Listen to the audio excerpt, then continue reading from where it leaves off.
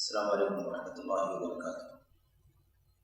ان الحمد للہ نحمده ونستعینه ونستغفره ونعوذ باللہ من شرور انفسنا وسیئات اعمالنا من يهده الله فلا مضل له ومن يضلل فلا هادي له واشهد ان لا اله الا الله وحده لا شريك له واشهد ان محمدا عبده ورسوله اما بعد فان خير الحديث كتاب الله وخير الهدي هدي محمد صلى الله عليه وسلم وشر الأمور محدثاتها وكل محدثة بدعة وكل بدعة ضلالة وكل ضلالة في النار۔ أعوذ بالله من الشيطان الرجيم، بسم الله الرحمن الرحيم، وأن هذا صراطي مستقيما فاتبعوه ولا تتبعوا السبل فتفرق بكم عن سبيله ذلكم وصاكم به لعلكم تتقون۔ قابل احترام جمعیت اہل حدیث اورنگ آباد مہاراشٹرا کے میرے محترم، اس کے ناظم، دیگر اراکین عہدیداران، یہاں کے شعبۂ دعوت کے قابل قدر علماء، فضلاء، دعاء، مبلغین، اسی طرح سے قابل احترام بزرگوں، نوجوان ساتھیوں، عزیز بچوں، ایک لمبے انقطاع کے بعد اللہ کے فضل و کرم سے، اس کی توفیق سے ہم لوگ جدید مناہج کی حقیقت کے عنوان سے آج پھر اکٹھا ہو رہے ہیں، اور جدید مناہج کی حقیقت کے سلسلے میں مزید بہت ساری باتیں جو ابھی باقی ہیں، انشاءاللہ تبارک و تعالیٰ اس میں سے کچھ باتیں آپ کے سامنے آج پیش کی جائیں گی، اور مزید جو اس کے اندر بہت سارے مباحث باقی ہیں، اللہ کی ذات سے امید ہے کہ آئندہ حلقوں میں اسے مکمل کرنے کی کوشش کی جائے گی۔ اللہ سے دعا کریں کہ اللہ تبارک و تعالیٰ ہمارے حالات کو سازگار فرما دے، ہمارے مسائل کو، ہماری مشکلات کو اللہ تبارک و تعالیٰ آسان فرمائے، اور مختلف انداز کی جو رکاوٹیں وقتاً فوقتاً آتی ہیں، اللہ تبارک و تعالیٰ ان رکاوٹوں سے ہمیں بچا کر ہمیں اپنی معمول کی، امن کی زندگی، صحت و عافیت کی زندگی عطا فرمائے، آمین رب العالمین۔ آپ نے دیکھا ہوگا کہ جدید مناہج میں آج کے لیے جو چند مباحث ہیں، شاید ہم نے آپ کے سامنے ذکر کیا تھا اس سے پہلے یا بالکل شروع میں، کہ اس کتاب میں کل 116 سوالات کے جوابات ہیں، 116 سوالات کے جوابات ہیں، اور 4 مجلسیں یا 5 مجلسیں اس سے پہلے ہو چکی ہیں۔ ان مجلسوں میں کئی ایک سوالات کے جوابات ہم نے جدید مناہج کے حوالے سے پڑھا ہے، اور چند سوالات آج بھی منتخب کیے گئے ہیں اس میں سے، جن کا ہم لوگ انشاءاللہ تبارک و تعالیٰ یہاں تذکرہ کریں گے اور اسے پڑھیں گے، اور اس کے علاوہ بھی بہت سارے سوالات باقی ہیں۔ کچھ سوالات ایسے بھی ہو سکتے ہیں اس کے اندر جن کی ضرورت ہمیں اپنے اس ملک میں، اپنے وطن میں یا اپنے ماحول میں نہیں ہے، لیکن اس کے علاوہ جو سوالات ہیں جو عالمی طور پر دنیا میں جس ملک میں بھی کوئی آدمی رہتا ہو، وہاں اسے اس کی ضرورت ہے، تو وہ سوالات انشاءاللہ تبارک و تعالیٰ آپ کے سامنے آئیں گے، اور ان سوالات کے جوابات میں صحیح منہج کا پتہ چلے گا، وہ منہج جو کتاب و سنت کا منہج ہے، اور جو مناہج نئے جدید جو مناہج، ان کا بھی تذکرہ آپ کے سامنے آئے گا۔ ایک سوال جو اس وقت ہمارے سامنے ہے، آج کے لیے جو باتیں آپ کے سامنے پیش کرنی ہے، وہ یہ ہے کہ جو شخص سلف کے منہج کے جو اصول ہیں اس کی مخالفت کرے۔ منہج سلف کے اصول کیا ہے؟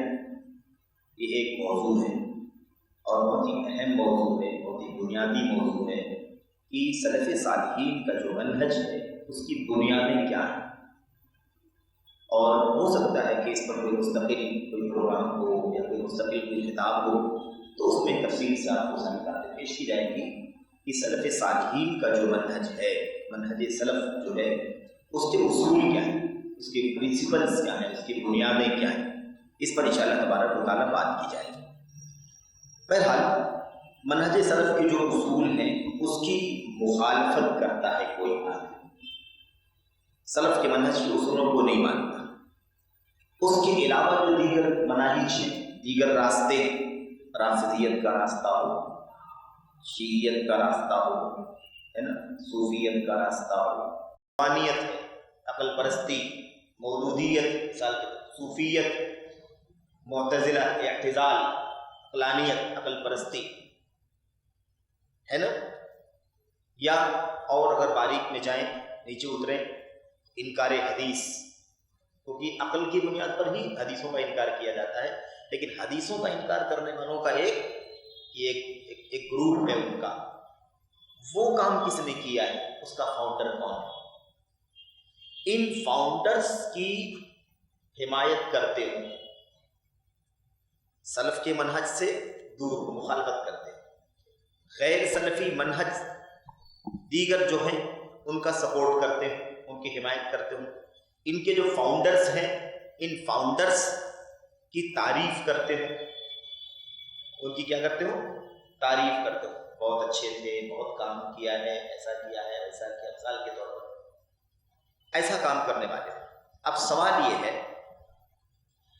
جو فاؤنڈرز کی تعریف کرتا ہے، جو ان سلفی منہج کے علاوہ مناہج کا سپورٹ کرتا ہے، کیا اس آدمی کو انہی منہجوں سے جوڑا جائے، یا کیا اس آدمی کو اسی میں شامل کیا جائے، یہ سوال ہے۔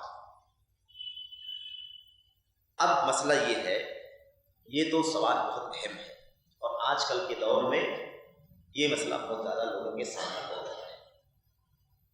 آپ دیکھیں کہ جو منہج سلف ہے، اس منہج کے علاوہ جو مناہج ہیں، ان مناہج کے فاؤنڈرز ہیں، اب اگر ان کی آپ لائف دیکھیں گے کب کے ہیں، تو آپ کو ایک تاریخ پیدائش ملے گی، اس صدی میں یہ فرقہ وجود میں آیا، اس زمانے میں یہ فرقہ وجود میں آیا، اس زمانے میں فرقہ وجود میں آیا، اس کی بنیاد اس سال میں پڑی، اس کی بنیاد اس سال میں پڑی، سارے فاؤنڈرز کے نام معلوم پڑیں گے، اس کی ڈیٹیل معلوم پڑے گی۔ اچھا، اس میں سے کچھ لوگوں کا تذکرہ آئے گا بھی آگے، کیونکہ اکثر لوگوں کے بارے میں یہاں بتایا بھی گیا ہے کہ وہ کون ہے، اس فرقے کا بانی کون ہے، اس فرقے کا بانی کون ہے۔ آج ہی کے اس درس میں انشاءاللہ تبارک و تعالیٰ ایک دو لوگوں کا تذکرہ آئے گا انشاءاللہ تبارک و تعالیٰ۔ آپ لوگوں نے صدام حسین کو سنا ہے؟ صدام حسین وہ کس فرقے کا تھا، کس پارٹی کا تھا، اس کا کیا عقیدہ تھا، کیا نظریہ تھا۔ آج بہت سارے لوگ ہیں جن کے بچوں کے نام صدام کے نام پر رکھے گئے، ہے کہ نہیں؟ آج بچے جوان بھی ہو گئے، شادی شدہ بھی ہو گئے، 25 سال 30 سال کی عمر ہو گئی ان کی، ہے کہ نہیں؟ جب کویت کے اوپر حملہ کیا تھا صدام نے، ہے کہ نہیں، تو اس وقت اس کو سب سے بڑا مجاہد مانا گیا تھا، مجاہد فی سبیل اللہ، اور اس بنیاد پر لوگوں نے اپنے بچوں کے نام صدام رکھ دیے تھے، جبکہ صدام کا نہ تو نام صحیح ہے نہ کردار صحیح ہے۔ فرقے کی تعریف کرتا ہے، اس کے فاؤنڈرز کے ساتھ جڑتا ہے، اس لیے اس کو بولو کہ یہ آدمی اسی پارٹی کا ہے، یہ آدمی اسی جماعت کا ہے، اسی گروپ کا ہے، یا اسی فرقے کا ہے، تاکہ دوسرے لوگ اس سے اپنے آپ کو دور کریں۔ اگر ایسا نہیں کریں گے تو کیا ہوگا؟ لوگ اس سے قریب ہو جائیں گے، اس کی بات سنیں گے، اس کی بات کو سن کر کے گمراہ ہو جائیں گے، بھٹکیں گے۔ کیوں؟ اس لیے کہ وہ اپنے پیروں کی تعریف کر رہے ہیں، اپنے فاؤنڈرز کی تعریف کر رہے ہیں، ان کی کوششیں، ان کی خدمات بیان کر رہے ہیں۔ تو سوال کرنے والا کیا سوال کر رہا ہے؟ کیا ایسے آدمی کو اسی پارٹی کے ساتھ جوڑنا واجب ہے تاکہ دوسرے لوگ گمراہ ہونے سے بچیں؟ یہ سوال ہے، یہ سوال آج بھی ہمارے آپ کے ذہن میں آتا ہے، لیکن بہت سارے لوگ ہیں جو کسی نظریے کے حامل ہیں، وہ اپنے اماموں، اپنے عالموں یا اپنے جماعت کے فاؤنڈرز کی تعریف کرتے ہیں، ان کے خلاف ایک لفظ بھی سننا نہیں چاہتے ہیں، ان کی صرف تعریف سننا چاہتے ہیں، ان کی مذمت نہیں سننا چاہتے۔ اگر ان سے کوئی غلطی ہوئی ہے تو اس غلطی کی اصلاح بھی اگر آپ کرنا چاہیں گے تو اس غلطی کی اصلاح کو وہ کیا سمجھتا ہے؟ ہمارے بڑے کی بے عزتی کر رہا ہے، ہمارے بڑے کی توہین کر رہا ہے، ہمارے جماعت کے جو وہ ہیں مؤسس ہیں، جو اس کے بانی ہیں، اس کی توہین کر رہا ہے، یہ ایسا سمجھا جاتا ہے۔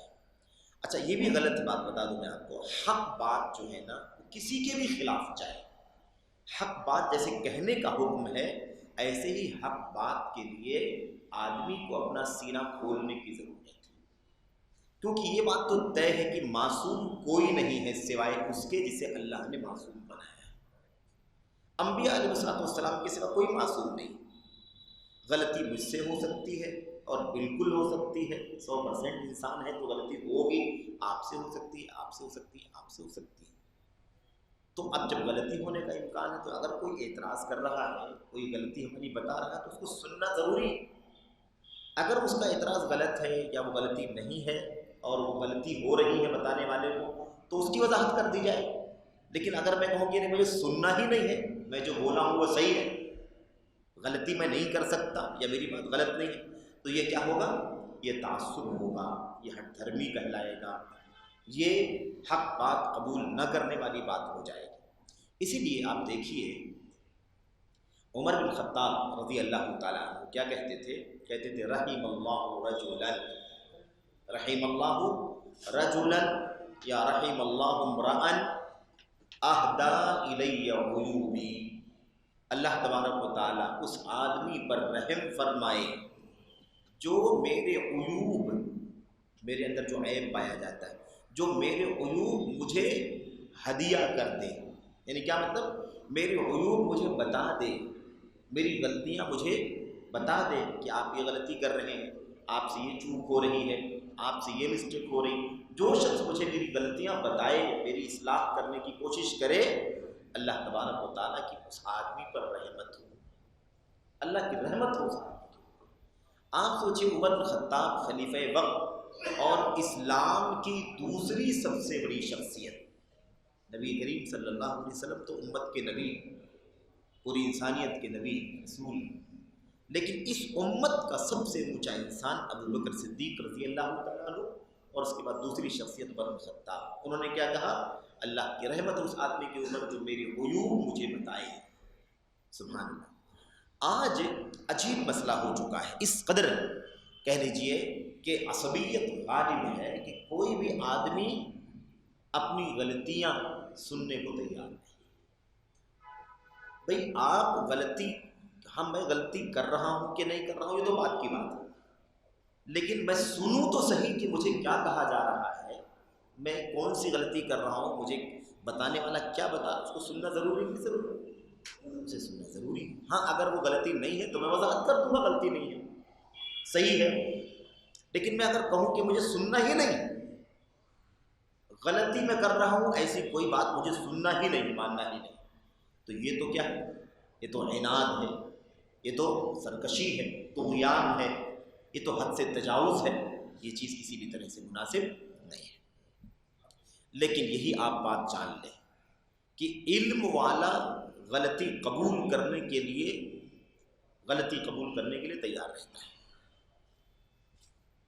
جاہل آدمی اپنی غلطی پر اڑا رہتا ہے، ماننے کو سننے کو تیار نہیں ہوتا ہے۔ جو جتنا بڑا علم والا ہے، جو جتنا بڑا ہے منصب میں، سلف میں ہمارے، وہ اتنا ہی زیادہ اپنی غلطیوں کے سلسلے میں لوگوں کا شکریہ ادا کرتا ہے کہ میری غلطی اگر ہے تو آپ مجھے بتائیں۔ عمر بن خطاب کی بات چل رہی تھی، ان سے پہلے حضرت ابو بکر صدیق رضی اللہ تعالیٰ عنہ کی مثال لیں۔ جب خلیفہ بنے، خلافت بیعت ہو گئی تو انہوں نے کیا کہا؟ انہوں نے کہا کہ اگر میں صحیح چلوں تو میری مدد کرو، میں صحیح چلوں تو کیا کرو؟ استقامت کے ساتھ چلوں تو میری مدد کرو، اور اگر مجھ سے غلطی ہو، اعوججت، تو اگر میں ٹیڑھا کروں کہیں، فقومونی، تو مجھے سیدھا کر دو، میری اصلاح کر دو، میرا راستہ سیدھا کر دو اگر مجھ سے کہیں ٹیڑھا راستہ میں چل رہا ہوں۔ آپ سوچئے ابو بکر صدیق رضی اللہ تعالیٰ عنہ، میرے بھائیوں، اگر مجھے کوئی میری غلطی بتائے تو یہ میری نہ اس سے میری شان کم ہوتی ہے، نہ میری بےعزتی ہوتی ہے، اور نہ میری توہین اس کے اندر ہوتی ہے، اور نہ بولنے والا مجرم ہوتا ہے۔ نہ بولنے والا مجرم ہے، اور نہ میں، مجھ سے غلطی اگر ہو رہی ہے تو میں غلطی کروں گا، کیونکہ انسان و غلطی مجھ سے ہو سکتی ہے، اور مجھے اپنی غلطی مان لینے سے میری بے عزتی نہیں ہوتی ہے، میرا درجہ کم نہیں ہوتا، بلکہ میرا درجہ کیا ہوتا ہے؟ اونچا ہو جاتا ہے۔ حق قبول کرنے والے کا درجہ اونچا ہو جاتا ہے، اور باطل پر اڑے رہنے والے کا درجہ اور زیادہ اتر جاتا ہے۔ کیوں؟ اس لیے کہ ایک تو باطل پر ہے اور دوسرے اس کو ماننے کو تیار نہیں۔ تو یہ بہت بڑا المیہ ہے۔ شیخ صالح فوزان بن عبداللہ الفوزان نے اس کا کیا جواب دیا؟ وہ جواب کہتے ہیں، جو شخص، سنیے غور سے، جو شخص منہج سلف کے اصولوں کی مخالفت کرے، منہج سلف کے اصولوں کی مخالفت کرے اور منہج سلف کے مخالف مناہج اور ان کے ماننے والوں، ان کے فالو کرنے والوں یا ان کے فاؤنڈرز کی کیا کرے؟ تعریف کرے، اس کا شمار مخالفین میں ہی ہوگا۔ دو چیزیں ہیں، ایک چیز جو یہاں بیان کی جا رہی ہے وہ یہی ہے، جو آدمی منہج سلف کو فالو نہ کرے، غیر سلفی منہجوں کے پیچھے چلے، ان کے فاؤنڈرز کی تعریف کرے، اس کا سپورٹ کرے، اس کی تائید کرے، اس کا جواب کیا ہے؟ اس کا جواب یہ شیخ صالح فوزان کہتے ہیں، اس کو اسی میں شمار کیا جائے گا۔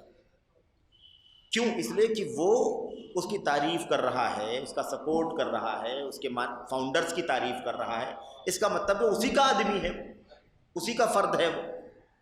لیکن کبھی کیا ہوتا ہے، آدمی لا علمی میں ہوتا ہے، علم نہیں ہوتا اس کے پاس، نادانی میں وہ اس کے پاس گیا، اس کو سن رہا ہے، اس کو فالو کر رہا ہے، سمجھا دیا جائے، اس کو بتا دیا جائے، اس کی رہنمائی کر دی جائے، تو وہ کیا کہتا ہے؟ یا تو مان لیتا ہے اور یا تو کہتا ہے کہ ٹھیک ہے، اچھی بات ہے، میں اس معاملے میں غور کر لیتا ہوں، دیکھ لیتا ہوں، اور اس کے بعد میں اپنے آپ کو اس سے باز کر لوں گا۔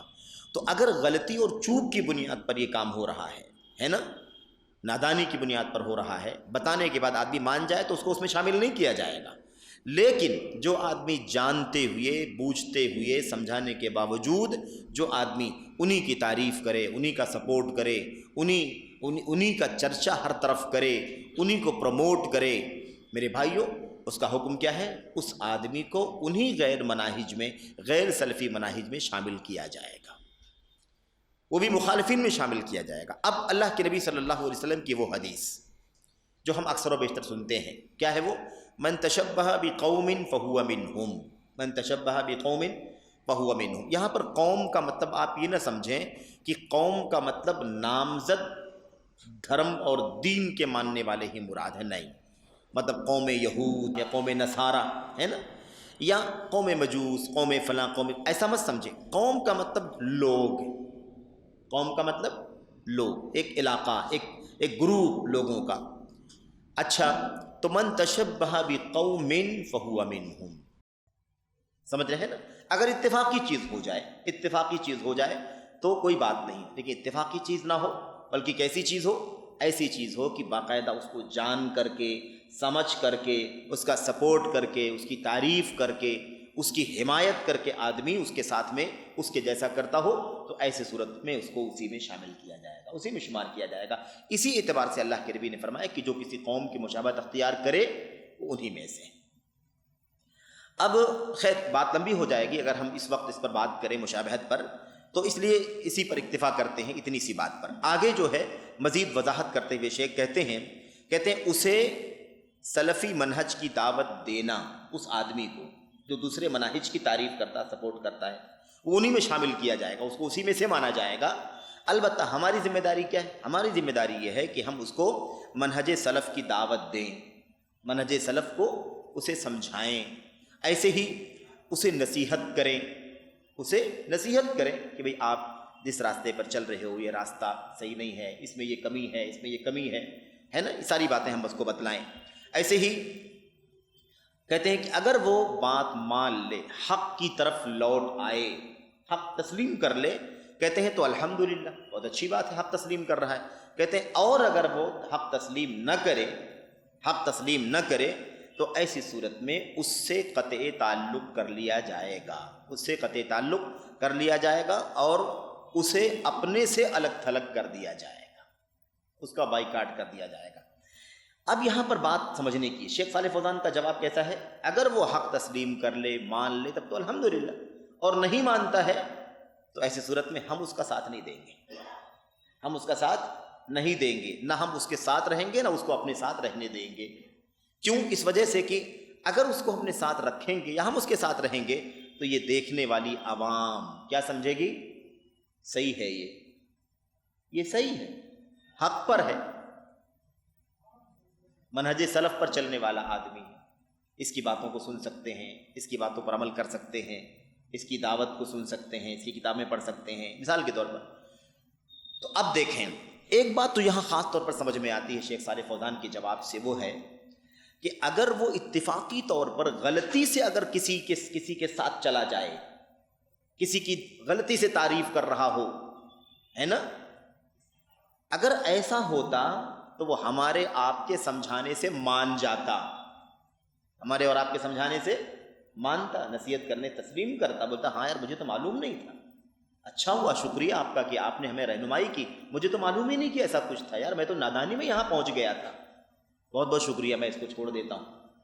لیکن چونکہ وہ نادانی میں، غلطی میں یہ کام نہیں کر رہا تھا، بلکہ سب کچھ جان بوجھ کر کے پورا سپورٹ کر رہا تھا، پوری حمایت کر رہا تھا اور پورے طور پر ان کے ساتھ دے رہا تھا، اسی لیے تو وہ سمجھانے کی وجہ سے، سمجھانے کے باوجود بھی، نصیحت کرنے کے باوجود کیا کر رہا ہے؟ مان نہیں رہا ہے۔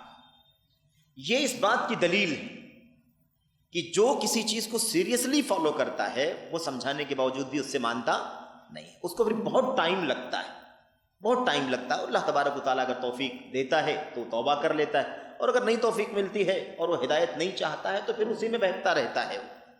تو یہ دو باتیں کہ اگر وہ مان لے تو ٹھیک، اور نہ مانے تو اس سے قطع تعلق کر لیا جائے گا۔ کیوں؟ اس لیے کہ اب مسئلہ یہ ہے کہ اس کو ساتھ رکھنے سے یا اس کے ساتھ رہنے سے غلط پیغام جائے گا، اور لوگ یہ سمجھیں گے کہ یہ حق پرست ہے، اس کے ساتھ رہتا ہے، اس کے ساتھ اٹھتا بیٹھتا ہے، اس لیے اس کی بات درست ہے، اس کی بات سننی چاہیے، فالو کرنا چاہیے۔ تو یہ نقطہ ہمیں یاد رکھنا چاہیے کہ اب یہ سوال بہت آتا ہے، بہت سارے سوال آتے ہیں، بھائی ہمارا ایک دوست ایسا ہے، ہمارا بڑا بھائی ایسا ہے، ہمارے چاچا ایسے ہیں، ہمارے خاندان کے لوگ ایسے ہیں، ایسا ایسا وہ کرتے ہیں، آپ بتائیے کہ ہم کیا کریں؟ آپ بتائیے کہ ہم کیا کریں؟ اس کے ساتھ رہیں کہ نہ رہیں؟ اسے تعلق رکھیں کہ تعلق نہ رکھیں؟ بلکہ بہت سارے لوگ اس کے آگے بھی سوال کرتے ہیں، بھائی اس کے یہاں شادی کا پروگرام، شادی بھی شرکت کریں کہ نہ کریں؟ اس نے دعوت دی ہے، اس کی دعوت کھائیں کہ نہ کھائیں؟ ہے نا، مثال کے طور پر اس کی وفات ہو گئی، اس کے جنازے میں جائیں کہ نہ جائیں؟ یہ بھی سوال کرتے ہیں لوگ بہت سارے۔ اس طریقے سے تعلقات اس سے کیسے رکھے جائیں، اس بارے میں لوگ سوالات کرتے ہیں۔ تو اس کا جواب شیخ صالح فوزان نے یہاں پر دے دیا ہے۔ جواب یہی ہے، سمجھانا، بجھانا، نصیحت کرنا یہ ہماری ذمہ داری ہے، ہماری ذمہ داری ہے۔ ہم اسی لیے پیدا کیے گئے ہیں کہ لوگوں کو نصیحت کریں، سمجھائیں، کیونکہ دشمنی ہماری اس کی ذات سے نہیں ہے، اس کے اس غلط منہج سے ہے، اس کے اس باطل عقیدے سے ہے، اس باطل نظریے سے ہے جس پر وہ چل رہا ہے۔ ہمیں اس سے نفرت ہے اور ہمیں اس کی ذات سے محبت ہے، اسی لیے تو ہم چاہتے ہیں کہ وہ اس غلط نظریے سے توبہ کر لے اور صحیح نظریے پر آ جائے، غلط منہج کو چھوڑ دے، صحیح منہج پر آ جائے، اسی لیے تو ہماری چاہت ہے۔ تو جو آدمی کسی کو اس کے باطل راستے سے ہٹانے کی کوشش کرتا ہے وہ اس کا دشمن نہیں ہوتا ہے، بلکہ اس کا خیر خواہ ہوتا ہے، اس کا بھائی خواہ ہوتا ہے، اس کا ناصح ہوتا ہے۔ تو یہ چیز ہمیں سمجھنی چاہیے۔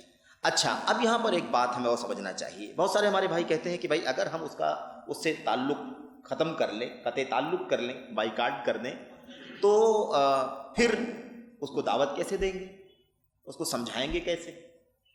یہ بات واضح ہو جانی چاہیے اسی وقت کہ قطع تعلق کا مطلب یہ نہیں ہے کہ ہم اسے دعوت نہ دیں، نصیحت نہ کریں۔ قطع تعلق مطلب یہ ہوتا ہے کہ عام حالات میں اس کے ساتھ میں نہ رہیں، کیونکہ عام حالات میں اس کے ساتھ میں رہنے سے غلط میسج جائے گا، ہے نا، اس کو لوگ حق سمجھیں گے، صحیح سمجھیں گے، یہ کام نہیں کرنا ہے، ٹھیک ہے۔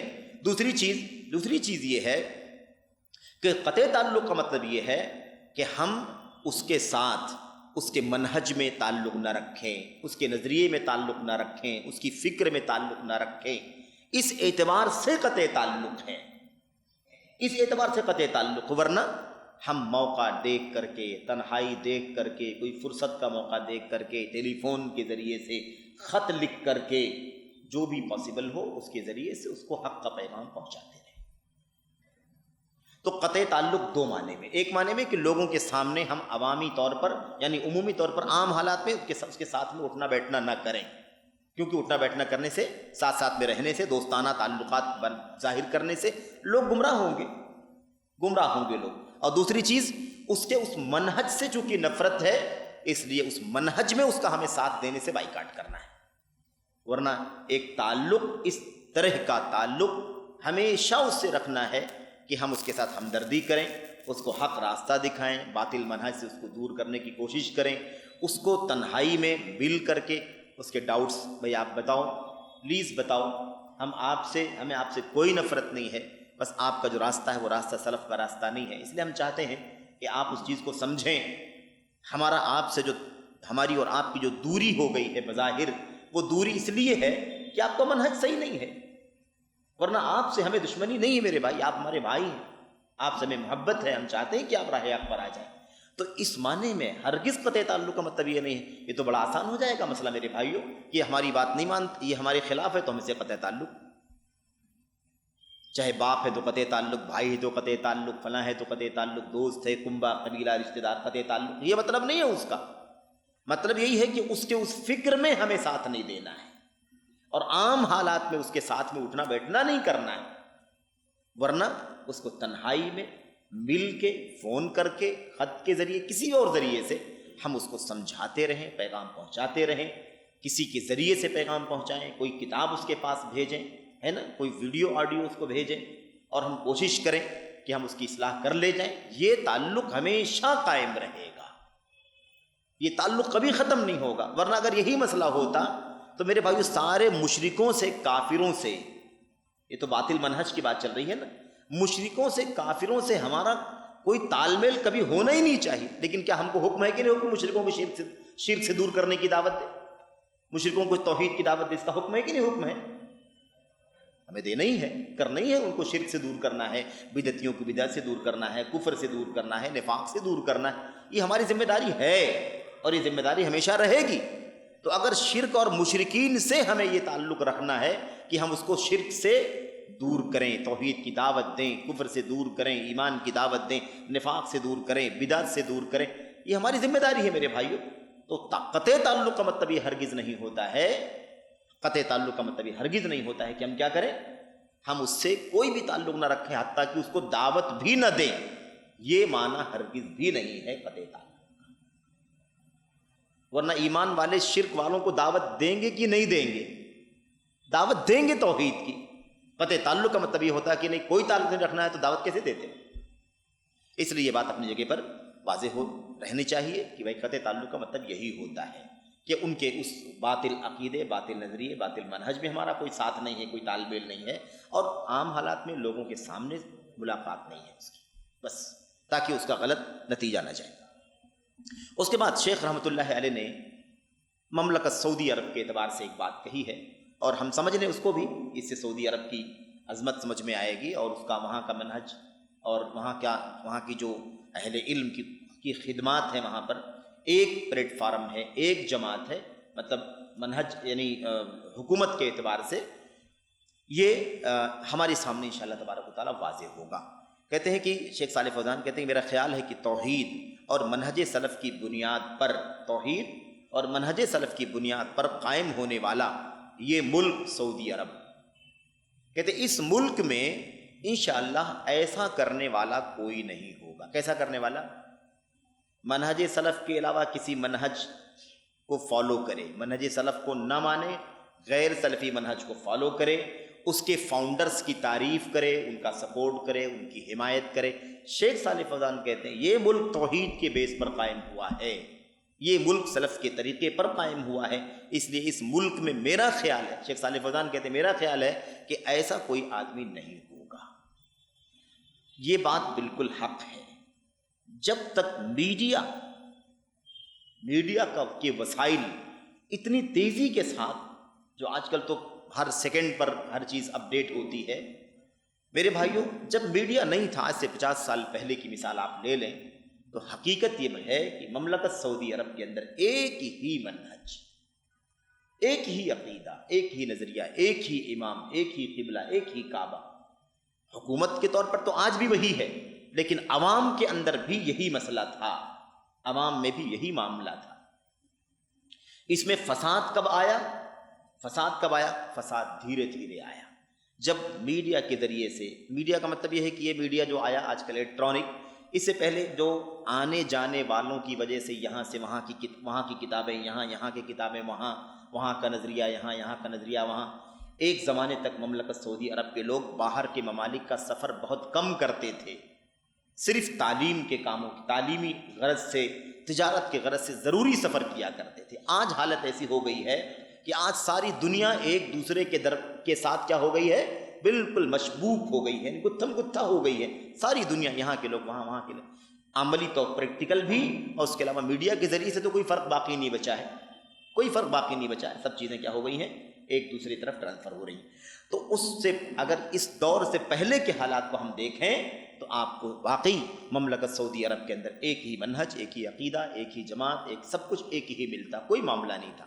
منہج یہ حکومت کی بنیاد کے پہلو سے اگر آپ دیکھیں تو آج بھی یہی مسئلہ ہے، لیکن عوام کے اندر اور بعض علماء کے اندر جو مثال کے طور پر انحراف آیا، جو بگاڑ آیا ان کی سوچ کے اندر، اس کے پیچھے یہ سارے وسائل ہیں جو باہر دوسرے ممالک سے ٹرانسفر ہوئے، دوسرے ملکوں کے افکار، دوسرے ملکوں کے نظریات، جس کو شیخ صالح فوزان نے وافدین کہا ہے، وافدہ یعنی باہر سے آئے ہوئے عقائد، باہر سے آئے ہوئے نظریات۔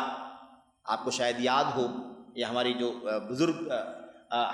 بزرگ بیٹھے ہوئے ہیں مجلس کے اندر، ان کو اچھی طرح سے معلوم ہے اور معلوم ہوگا کہ ایک زمانے میں جب حجاج جاتے تھے حج کرنے کے لیے یا عمرہ کرنے کے لیے، تو جو جس عقیدے کا ہوتا ہے اس عقیدے کی کتاب ساتھ میں لیے رہتا ہے، پمفلٹ لیے رہتا ہے نا، اپنے لٹریچر لیے رہتا ہے۔ اس لیے نہیں لیے رہتا ہے خالی کی پڑھے گا وہ، بلکہ اس عقیدے سے لیے رہتا ہے کہ اس کو لے جا کر کے وہاں بھی دعوت دے کر کے آئے گا، وہاں یہ کتابیں پہنچا کر کے آئے گا، حرم میں چھوڑ کر کے آئے گا، لائبریری میں رکھ کر کے آئے گا۔ اس طرح سے لوگ کرتے تھے۔ تو میرے بھائیوں، قصیدہ بردہ بوسیری، بوسیر مصر کے علاقے میں ایک جگہ کا نام ہے، وہاں کا قصیدہ بردہ، جس کو بردہ شریف کہا جاتا ہے، سمجھ رہے ہیں نا؟ یہ ایک کتاب جو میرے ذہن میں ہے۔ اس کے علاوہ ہندوستان کے بہت سارے ایسے ہی مطلب جو قبروں مزاروں وغیرہ سے تعلق رکھنے والے لوگ ہیں، ایسے لوگوں کی کچھ کتابیں جو یہاں مطلب اس عقیدے کے لوگ پڑھتے ہیں، اپنے پاس رکھتے ہیں، یہ لوگ حج کے سفر میں اپنے ساتھ لے کر کے جاتے تھے، جبکہ ان کتابوں کو سعودی حکومت نے بین کر رکھا تھا کہ یہ کتابیں داخل نہیں ہو سکتی ہیں جس کے اندر شرک اور قبر پرستی وغیرہ کی بنیاد کی باتیں بتلائی گئی۔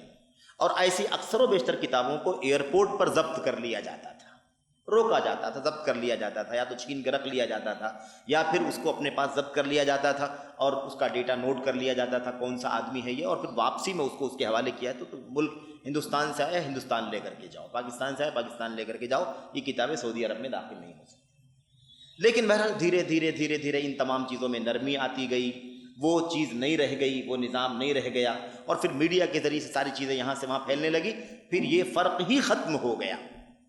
اب تو نہ جانے کتنی لاکھوں ہزاروں لاکھوں کتابیں آپ آسانی کے ساتھ یوں ایک کلک پر بھیج سکتے ہیں کسی کو بھی، اور وہاں وہ اس کے موبائل میں وہ چیز پہنچ جائے گی، ہے کہ نہیں؟ تو آج تک تبدیل ہو گئے حالات۔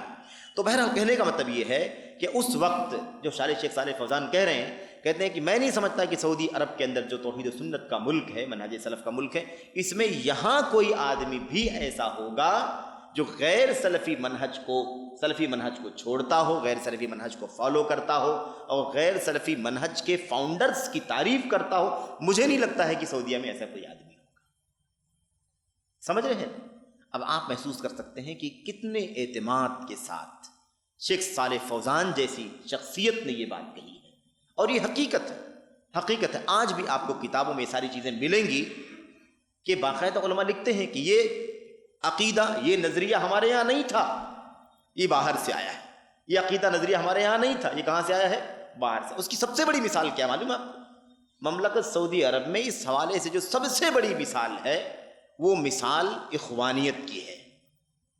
اخوانیت، حسن البنا نے یہ فکرہ سعودی عرب میں ایک حج کے سفر میں داخل کیا، حج کے سفر میں، اچھا وہ سب باتیں آئیں گی، ڈیٹیل تفصیل سے آئیں گی آپ کے سامنے۔ 1948 یا 49 کا واقعہ ہے یہ عیسوی تاریخ جو ہے نا، سال جو ہے غالباً 48 یا سن 1948 یا 49 کا واقعہ ہے۔ اس سال حسن بنا سعودی عرب آئے تھے، مطلب حج کے لیے آئے تھے مکہ، اور اس وقت شاہ فیصل رحمۃ اللہ علیہ غالباً تھے، شاہ فیصل تھے یا اس میں بادشاہ کا نام بھول رہا ہوں، غالباً شاہ فیصل تھے، یاد پڑتا ہے مجھے۔ شاہ فیصل رحمۃ اللہ علیہ اس وقت موجود تھے اور حج کے اس ماحول میں موجود تھے، ان کے ارد گرد بڑی تعداد موجود تھی۔ اسی بیچ میں حسن بنا آئے، انہوں نے سلام کیا، سلام کرنے کے بعد ملاقات کی، اور ملاقات کر کے باقاعدہ پیشکش کیا کہ ہم جماعت الاخوان المسلمین کے لوگ ہیں اور میں اس کا ذمہ دار ہوں، میں آپ سے درخواست کرتا ہوں کہ سعودی عرب کے اندر اس کی ایک برانچ کھولنے کی پرمیشن دے دیجیے۔ سمجھ رہے ہیں نا، سعودی عرب میں اس کی ایک برانچ کھولنے کی پرمیشن دے دیجیے۔ اب اس وقت شاہ فیصل تھے رحمۃ اللہ علیہ غالباً، انہوں نے کیا کہا، انہوں نے بہت تعجب سے اس بات کو سنا کہ یہ آدمی اتنی بڑی جرت کر رہا ہے، میں مطلب وقت حکومت بادشاہ ہے، وہ برے ملک کے بادشاہ ہیں، اور ان سے درخواست کر رہا ہے کہ آپ ہمیں کیا کریں، اس اپنے ملک کے اندر اخوان المسلمین کی ایک برانچ، ایک فرع کھولنے کی پرمیشن دے دیجیے۔ بہت حیرت میں پڑ گئے کہ آدمی ایسی بات کرتا ہے۔ تو انہوں نے کیا جواب دیا، انہوں نے یہ کہا کہ الحمدللہ الاخوان المسلمون کا مطلب کیا ہوتا ہے، مسلمان بھائی، مسلمان بھائی، مسلمان بہت سارے مسلمان سب بھائی بھائی ہیں، یہ بات، یہ اس کا نام ہے الاخوان المسلمون۔ شاہ فیصل رحمۃ اللہ علیہ نے کیا کہا، تو انہوں نے کہا اللہ کے فضل و کرم سے ہم سب کے سب مسلمان ہیں اور سب کے سب بھائی بھائی ہیں، ہم سب مسلمان ہیں اور ہم سب کے سب کیا ہیں، بھائی بھائی ہیں۔ آپ الاخوان المسلمین کی برانچ قائم کر کے اب ہم کو نہ مسلمان بنانے کی کوشش کرو، نہ بھائی بھائی بنانے کی کوشش کرو، ہم مسلمان بھی ہیں اور بھائی بھائی بھی ہیں۔ یہ لاؤ گے تو اسلام بھی خطرے میں پڑ جائے گا اور بھائی چارگی بھی کیا ہوگی، ختم ہوگی۔ ظاہر سی بات ہے، ایک مسلم حاکم کے تحت پورا ملک چل رہا ہے، اس کے تحت سارے ادارے چل رہے ہیں، ساری مساجد ہیں، سارے مدارس ہیں، سارے علماء کا ایک نظام، ایک بڑا پینل ہے، کبار علماء کا بورڈ ہے، دارالافتاء ہے، اس کے علاوہ منسٹری ہے اسلامک جس کے تحت پوری سعودی عرب میں اور پوری دنیا میں اسلام کے کام ہو رہے ہیں۔ ایسی صورتحال ہے اور چوٹی کے بڑے بڑے ائمہ اور علماء موجود ہیں جن کی نگرانی میں وہ ملک چل رہا ہے، تو ایسی صورت میں کسی اخوان المسلمین یا کسی اور فرقے کی ضرورت کیا ہے یہاں، ہے نا؟ اور اس کے بعد وہ برداشت نہیں کر سکے، انہوں نے کہا اخرجوا ھذا الرجل فإنہ صاحب فتنہ، اس آدمی کو یہاں سے باہر لے جاؤ کیونکہ یہ فتنہ پیدا کرنے والا آدمی ہے۔ اور فتنہ پیدا کر دیا کہ نہیں کر دیا، فتنہ پیدا کر دیا، اور وہ فتنہ مملکت میں نہیں رہا خالی، کیونکہ مملکت سعودی عرب ایک ایسا ملک ہے جہاں ساری دنیا کے گوشے گوشے چپے چپے سے لوگ وہاں جاتے ہیں، کیونکہ حرمین شریفین کا ملک ہے، حرمین شریفین کا ملک ہے، لوگ وہاں جاتے ہیں، وہاں کے لوگ دوسری جگہوں پر جاتے ہیں، اس لیے وہ نظریہ، وہ عقیدہ الاخوان المسلمون کا بہت بڑی تیزی کے ساتھ وہ پھیلا۔ برانچ تو آج تک نہیں کھلی اور نہ کھل سکتی تھی وہ، لیکن وہ عقیدہ، وہ نظریہ، وہ سوچ، وہ افکار، وہ ساری چیزیں بڑی تیزی کے ساتھ پھیل گئیں، اس کے فالوورز بن گئے، اس کے نظریے کے حاملین بن گئے، اس کی دعوت دینے والے پیدا ہو گئے، بلکہ ان کی ایکٹیویٹیز بھی کرنے والے، اس کی کوشش کرنے والے بھی پیدا ہوئے، اور کئی ایک واقعات جو مملکت سعودی عرب کے اندر دنگے، فساد یا ایسے ہی اسپورٹ وغیرہ کے جو پیش آئے، جو بم دھماکے وغیرہ جو وہاں پر ہوئے، جہاں بہت سارے معصوم جانیں ضائع ہو گئیں، بہت سارا مال ضائع ہوا، کمپنیاں تباہ و برباد ہو گئیں اور امن ختم ہو گیا، اس کے پیچھے بہت بڑا ہاتھ اسی الاخوان المسلمون کا ہے، جو مسلم حکمراں کے خلاف بغاوت کرنا، اس کی چھوٹی چھوٹی غلطیوں پر یا بڑی غلطیوں پر بھی، لیکن اللہ تبارک و تعالیٰ نے جو اصول بتلایا ہے کہ حاکم مسلم کے خلاف کب تک ہمیں بغاوت نہیں کرنا ہے، مسلمان حکمراں کے خلاف ہمیں کب تک تلوار نہیں اٹھانی، کب تک بغاوت نہیں کرنا ہے، اس اصول کو نہ سمجھنے کی وجہ سے ہر چھوٹے بڑے گناہ کو، چھوٹی بڑی غلطی کو کیا بنا دیا؟ اس کے خلاف بغاوت کرو، اس کو ہٹاؤ، اس کا نام و نشان ختم کرو، اس کو برخاست کرو، اس کو نکالو۔ یہ ماحول پیدا کیا اور بہت سارے لوگوں کا ذہن خراب کر دیا۔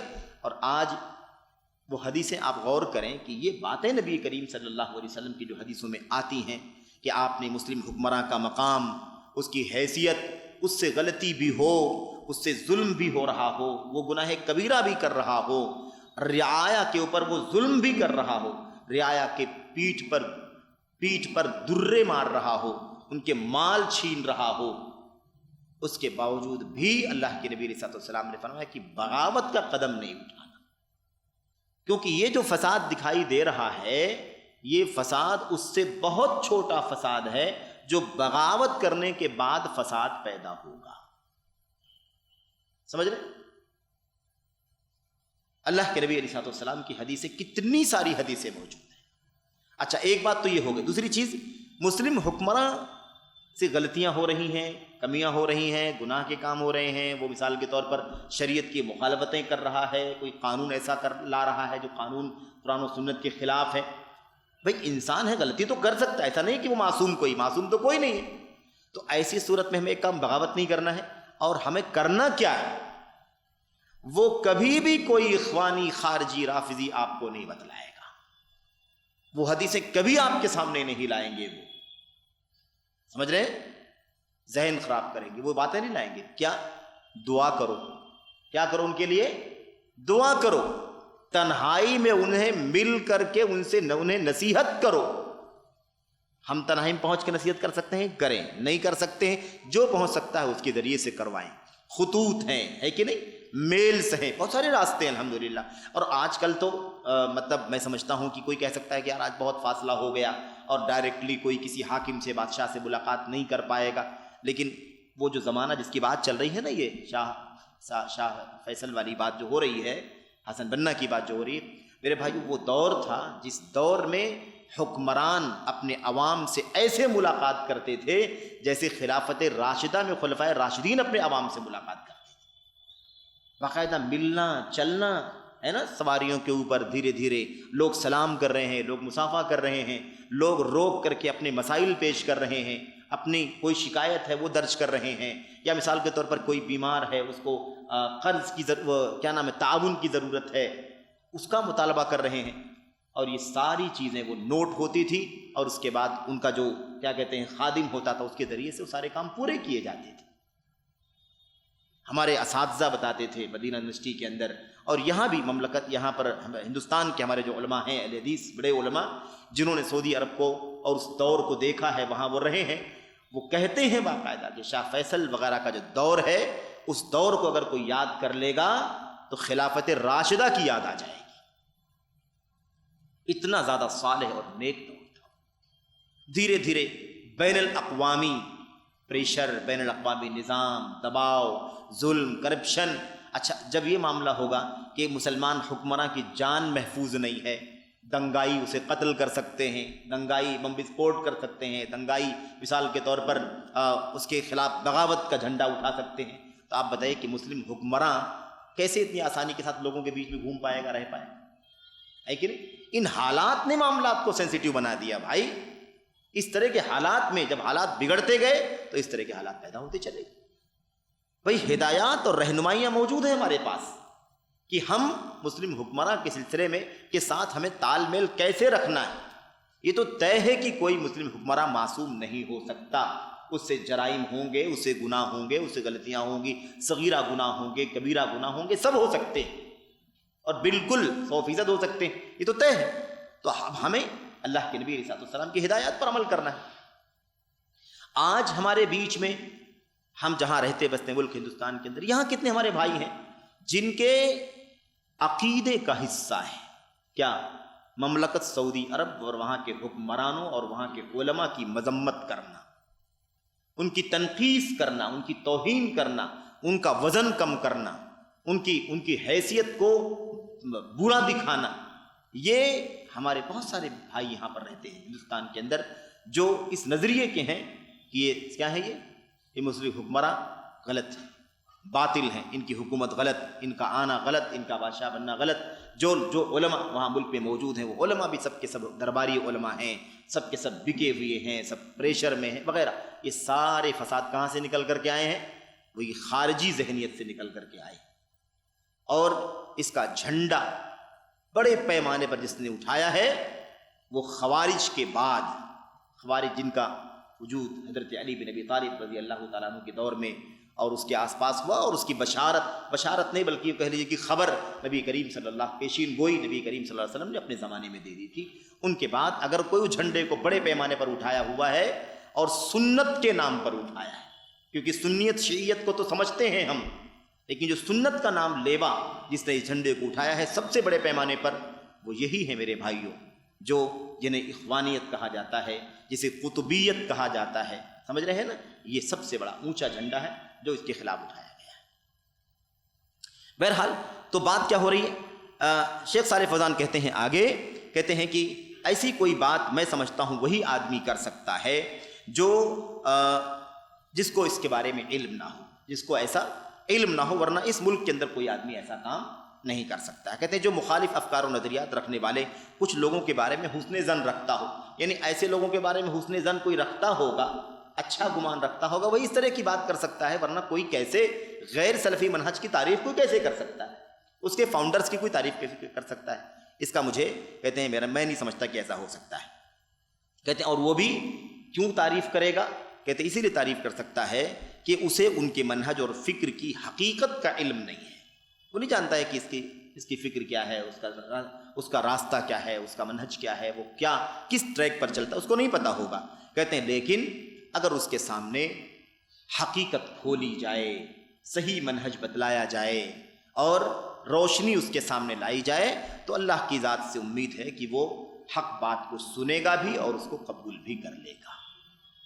تو یہ بات ہماری سمجھ میں آ گئی میرے بھائیوں کی جو سلفی منہج جس پر سعودی حکومت قائم ہے، اس کے اندر جو فساد آیا ہے وہ باہر سے آیا، ورنہ پورا ملک اس کی بنیاد۔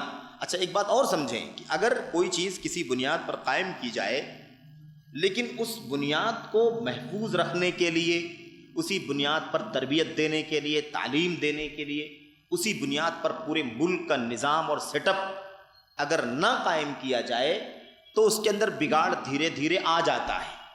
لیکن یہ مملکت سعودی عرب کے اندر خاص طور پر شروع سے ہم جانتے ہیں کہ جب سے ملک قائم ہوا اسی وقت سے سلفی منہج پر تعلیم، تربیت، ساری مسجدیں، سارے ادارے، دارالافتاء، ساری کمیٹیاں، سارے بورڈ، پورا سیٹ اپ، پورا نظام اور پوری طاقت کے ساتھ، پوری توجہ کے ساتھ اسی پر کام ہوتا رہا۔ اہل علم کی تربیت آج بھی، میں آپ کو مثال دیتا ہوں، مملکت سعودی عرب کے اندر اور ساری برائیاں، کمیاں آپ کو دکھائی دے رہی ہوں گی، آپ سن رہے ہوں گے، دیکھ رہے ہوں گے، ہم بھی سن رہے ہیں، دیکھ رہے ہیں، ہے نا؟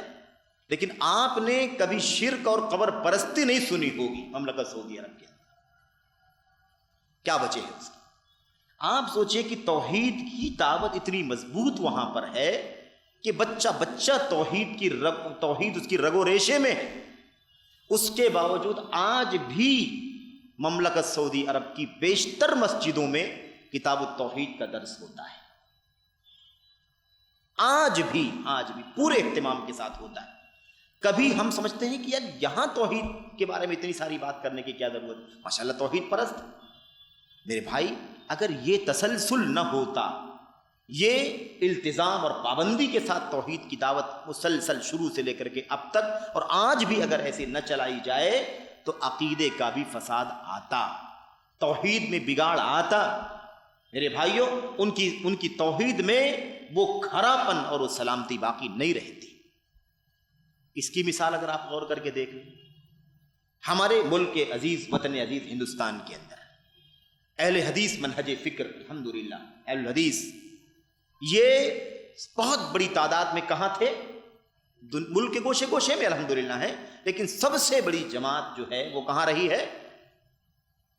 بنگال، کلکتہ، مرشد آباد، ارریا وغیرہ جو پورا پٹا ہے بنگال کا، مغربی بنگال کا، ویسٹ بنگال، یہ علاقہ اہل الحدیث کا مرکز رہا ہے۔ سب سے بڑی جماعت 30 سے 35 لاکھ اہل حدیثوں کا مرکز رہا ہے۔ آپ سوچیں کہ وہ علاقہ جہاں 30-35 لاکھ اہل حدیث ہوں، اور آج کی رپورٹ نہیں ہے یہ، اگر وہ طریقہ، وہ محنت، وہ کوشش، وہ تعلیم تربیت، وہ سارا نظام اگر بہت اہتمام سے چلایا گیا ہوتا اور آج تک چلتا تو آج وہ تعداد کئی کروڑ میں پہنچ گئی ہوتی اسی علاقے میں۔ لیکن میں آپ کو بتاؤں، جیسے یہ توحید کی دعوت آج بھی سعودی عرب کے اندر اسی اہتمام کے ساتھ، اسی فکر کے ساتھ دی جا رہی ہے، آج بھی توحید پڑھائی جا رہی ہے، مساجد کے علاوہ عوام کو مسجدوں میں، جلسوں میں، پروگراموں میں، دوروں میں، جتنے بھی ورکشاپ ہوتے ہیں خصوص توحید سے کبھی بھی وہ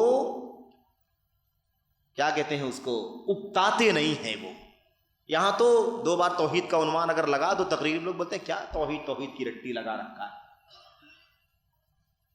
کیا توحید، سب توحید پرست ہیں، مسلمانوں کو کیا توحید سکھاتے ہو؟ میرے بھائیو یہی تو مسئلہ ہے، یہی مسئلہ ہے کہ ہم اپنوں کے بیچ میں بھی توحید کو خالص نہیں کر پاتے ہیں۔ اس لیے اگر حضرت نوح علیہ السلام 950 سال تک دعوت توحید دیتے رہے اور وہ اکتاہٹ کا باعث نہیں رہا ہے 950 سال تک، تو آپ بتائیے کہ ہم 9 سال 9 مہینے بلکہ 9 پروگراموں سے اکتا جاتے ہیں توحید کا عنوان دیکھ کر۔ اسی لیے توحید ابھی بھی اس طرح سے ہم پھیلا نہیں سکے، دعوت کا کام نہیں کرتے۔ میں یہ کہہ رہا تھا کہ مغربی بنگال کا علاقہ اہل حدیثوں کی 35 لاکھ 30 لاکھ 35 لاکھ کی تعداد، وہاں پر ایک طویل عرصے تک 20 30 40 45 50 سال تک آزادی ہندوستان کے بعد کوئی قابل قدر اہل حدیث کی دعوت کا کام نہیں ہو سکا، اس معیار پر نہیں ہوا، اس اہتمام سے نہیں ہوا جس اہتمام سے ہونا چاہیے تھا۔ پچھلے چند سالوں پہلے پاکوڑ کے علاقے میں کانفرنس ہوئی تھی۔ پاکوڑ وہ علاقہ بنگال بہار کے بارڈر پر ہے میرے بھائیوں، اس علاقے میں، علاقہ بہار کا ہے وہ لیکن بنگال کی بارڈر کا علاقہ ہے، وہاں پر ایک کانفرنس ہوئی تھی، مرکزی جمعیت کی ایک کل ہند کانفرنس ہوئی تھی اور پورے ملک سے بڑے بڑے علماء اہل حدیث الحمدللہ اس کانفرنس میں آئے تھے۔ اس موقع پر وہ جو کانفرنس وہاں رکھی گئی تھی اس کا انتخاب کیا گیا تھا، بڑے بڑے شہر دلی، بنگلور، حیدرآباد اور وغیرہ چھوڑ کر کے وہاں کیوں کانفرنس رکھی گئی تھی؟ ایک تحریک پیدا کرنے کی، بیداری پیدا کرنے کی۔ کیوں؟ اس لیے کہ وہ علاقہ جو اہل حدیثوں کا مرکز رہ چکا تھا، وہاں پر 30-35 سالوں کے بعد نتیجہ یہ ہوا کہ گھر گھر میں فضائل اعمال کی تلاوت ہونے لگی، گھر گھر کے اندر تفہیم القرآن پڑھا جانے لگا، گھر گھر کے اندر لوگ اہل حدیثیت کو بھول گئے، کوئی شناخت نہیں، کوئی پہچان نہیں، روایتی طور پر اگر اہل حدیث ہیں بھی تو روایتی طور پر اہل حدیث ہیں، ان کے عمل میں، ان کی زندگی میں، ان کی تعلیم میں، ان کی دعوت میں۔ میرے بھائیو، جماعت تبلیغ کا نصاب چل رہا ہے، فضائل اعمال چل رہا ہے اور مودودیت کی تعلیم چل رہی ہے اور سارے فتنے گھروں کے اندر داخل ہو چکے ہیں۔ تو میں یہ کہہ رہا تھا کہ جہاں پر کتاب و سنت اور سلفی منہج قائم ہو، اگر اسے پورے اہتمام کے ساتھ باقی رکھنا ہے تو ضروری ہے کہ مسلسل دعوت کا کام ہونا چاہیے، مسلسل تربیت کا کام ہونا چاہیے۔ کیوں؟ میرے بھائی، وہ حدیث جو ہمارے سامنے ہے، اس سے پہلے شاید ہم نے یہاں بھی ذکر کیا ہے میرے بھائیو آپ کے سامنے، کہ اللہ کے نبی علیہ السلام نے جب فتنوں کا تذکرہ فرمایا، میں یعش منکم بعدی فسیری اختلافا کثیرا، جو لوگ میرے بعد دنیا میں زندہ رہیں گے وہ بہت زیادہ اختلاف دیکھیں گے۔ اختلاف یہ نہیں فرقے، ٹکڑے، ٹولیاں، گروہ بندیاں، یہ سب دیکھیں گے بہت زیادہ۔ اس وقت تمہیں کیا کرنا ہے؟ علیکم بسنتی، ہے نا، وسنت الخلفاء الراشدین المہدیین من بعدی، میری سنت پر مضبوطی سے قائم رہنا، ہے نا، میرے خلفاء راشدین کی سنت۔ آگے کیا فرمایا؟ تمسکوا بہا، اس کو بہت مضبوطی سے پکڑنا، وعضوا علیہا بالنواجذ، اور اسے دانتوں سے مضبوطی کے ساتھ جکڑنا۔ علیکم، ایک لفظ علیکم ایک دم مضبوطی سے پکڑنے کو، لازم پکڑنے کو کہا جاتا ہے، اللہ کے نبی نے اس کا استعمال فرمایا، تمسک کا لفظ استعمال فرمایا، عضوا علیہا بالنواجذ کا استعمال، تین الفاظ اتنا پریشر کے ساتھ کیوں کہا کہ سنت کو میری جانے مت دینا؟ کیوں؟ اسی لیے کہ سنت پر میرے بھائیوں شب خون مارنے والے، حملہ کرنے والے، سنت سے دور کرنے والے اور سنت کے مقابلے میں عقل پرستی کو، ہے نا، عقل پرستی کو، اعتزال کو، ہے نا خارجیت کو مسلط کرنے والے لوگ دنیا کے اندر آ جائیں گے. اتنی جماعتیں، اتنے دھڑے، اتنے فرقے، اتنی ٹولیاں پیدا ہو جائیں گے کہ انسان اپنے آپ کو بچا نہیں سکے گا، کہیں نہ کہیں بہک جائے گا. علم کی روشنی کے بغیر، مسلسل علم کی روشنی، مسلسل تربیت کے بغیر آپ کسی کو نہیں سنبھال سکتے. سال 2 سال 4 سال میں جو سروسنگ ہوتی ہے نا، اس سے کوئی کام نہیں ہوگا. 2-4 سال کے بعد مینٹیننس کرنے سے کوئی فائدہ نہیں ہوگا. دنیوی مثال ہم جانتے ہیں، یہ مسجد کا اسٹرکچر ہمارے سامنے، اگر ہم اس کو ڈیلی بیسس پر صاف ستھرا نہ کریں، اس کو پوچھا نہ لگائیں، اس کی ستھرائی نہ کریں، سال 6 مہینے میں اس کی پینٹنگ نہ کریں، آپ بتائیے کہ 5 سال 10 سال کے بعد رینو کرنے کے بعد مسئلہ حل ہو جائے گا؟ سارا ڈھانچہ کیا ہوگا؟ متزلزل ہو کر کے رہ جائے گا. اس لیے مسلسل مینٹیننس چاہیے. ایسے میرے مسلسل دعوت کا کام، مسلسل توحید کا کام، مسلسل سنت کا کام، بغیر انقطاع کے، بغیر انقطاع کے. اللہ نے کیا فرمایا؟ اللہ نے فرمایا وَلَقَدْ أَرْسَلْنَا رُسُلَنَا تَتْرَا، ہم نے اپنے رسولوں کو مسلسل بھیجا. ایک رسول آیا گیا، دوسرا رسول وہ گیا، تیسرا رسول وہ گیا، چوتھا رسول. کیوں؟ گیپ نہ ہو جائے، گیپ نہ ہو جائے. فاصلہ ہوگا تو سارے عقیدے فاسد عقیدے بن جائیں گے، سارا منہج بگڑا ہوا منہج بن جائے گا. اللہ کے نبی حضرت ابراہیم خلیل اللہ علیہ الصلوۃ والسلام، ان کے بیٹے حضرت اسماعیل علیہ الصلوۃ والسلام، یہ دونوں عرب کے خطے میں آئے کہ نہیں آئے؟ ہے نا؟ وہی واقعہ ابراہیم کا، بچے اسماعیل کا، زمزم کا، سب جانتے ہیں ہم لوگ. اس وقت توحید کی بنیاد، توحید کی دعوت عربستان کے اندر پڑی کہ نہیں پڑی؟ لیکن اس کے بعد سے حضرت اسماعیل علیہ الصلوۃ والسلام ذبیح اللہ کے بعد کوئی نبی عرب پہ اس خطے کے اندر نہیں بھیجا گیا. اس کے بعد پورا وقفہ، پورا پیریڈ گزرا، اور اس کے بعد آخری نبی محمد الرسول اللہ صلی اللہ علیہ وسلم کو اللہ تبارک و تعالیٰ نے بھیجا. اس پورے لمبے گیپ میں کیا ہوا؟ کیا ہوا میرے بھائیو؟ وہ ابراہیم علیہ الصلوۃ والسلام کی، اسماعیل کی دعوت توحید ختم ہو گئی کہ نہیں ختم ہو گئی؟ شرک کا گہوارہ بن گیا. وہ گھر جس کو اللہ کی توحید کے لیے قائم کیا گیا تھا، وَطَاهِرْ بَيْتِيَ لِلطَّائِفِينَ وَالْعَاكِفِينَ وَالرُّكَّعِ السُّجُودِ، میرے گھر کو شرک سے پاک کرو. اس شرک سے پاک توحید کے گھر خانہ کعبہ کے اندر 360 مورتیاں رکھ لیا ان لوگوں نے، ہے کہ نہیں؟ سورہ یاسین میں اللہ نے کیا فرمایا؟ سورہ یاسین میں اللہ تعالیٰ نے فرمایا کہ ہم نے ایک رسول بھیجا اس جگہ پر جہاں کوئی رسول نہیں بھیجا گیا تھا. مطلب یہ تو میں تعبیر اردو میں کر رہا ہوں تاکہ ڈرایا جائے ان کو جن کو نہیں ڈرایا گیا. کیا مطلب؟ یعنی ایک لمبا گیپ ہو گیا، ایک لمبا فاصلہ ہو گیا. ایسا فاصلہ ہو گیا گویا کہ کوئی ڈرانے والا وہاں آیا ہی نہیں. میرے بھائیوں، نبی کریم صلی اللہ علیہ وسلم جب بھیجے گئے، آپ دیکھیے عرب کی کیا حالت تھی، کیا حالت تھی عرب کی. شرک، بت پرستی، ظلم، زیادتی، انارکی، کوئی ایسی گندی بات، کوئی ایسی غلط قدر نہیں ہوگی جو آپ کو اس علاقے میں اس دور میں نہ ملتی ہو جب نبی کریم صلی اللہ علیہ وسلم نبی بنا کے بھیجے گئے. کیوں ایسا ہوا؟ اللہ تبارک و تعالیٰ کی مرضی ہے. اللہ تبارک و تعالیٰ نے اس لیے فاصلہ کیا، یا کیوں فاصلہ کیا اس کی تفصیل تو اللہ ہی کے علم میں ہے، لیکن اللہ تبارک و تعالیٰ کو اس جگہ سے ایک ایسا نبی مبعوث کرنا تھا جس نبی کے بعد کوئی نبی نہیں ہوگا، اور وہ قیامت تک کے لیے سب کے لیے نبی ہوگا، ہے کہ نہیں؟ اور پھر آخر وہ وقت ہوا، آیا کہ نہیں آیا؟ الحمدللہ وہ جو شرک اور کفر کا گہوارہ، بت پرستی کا مرکز بن چکا تھا، اللہ کے نبی علیہ الصلوۃ والسلام کی دعوت کے ذریعے سے وہ سب ختم ہوا کہ نہیں ختم ہوا؟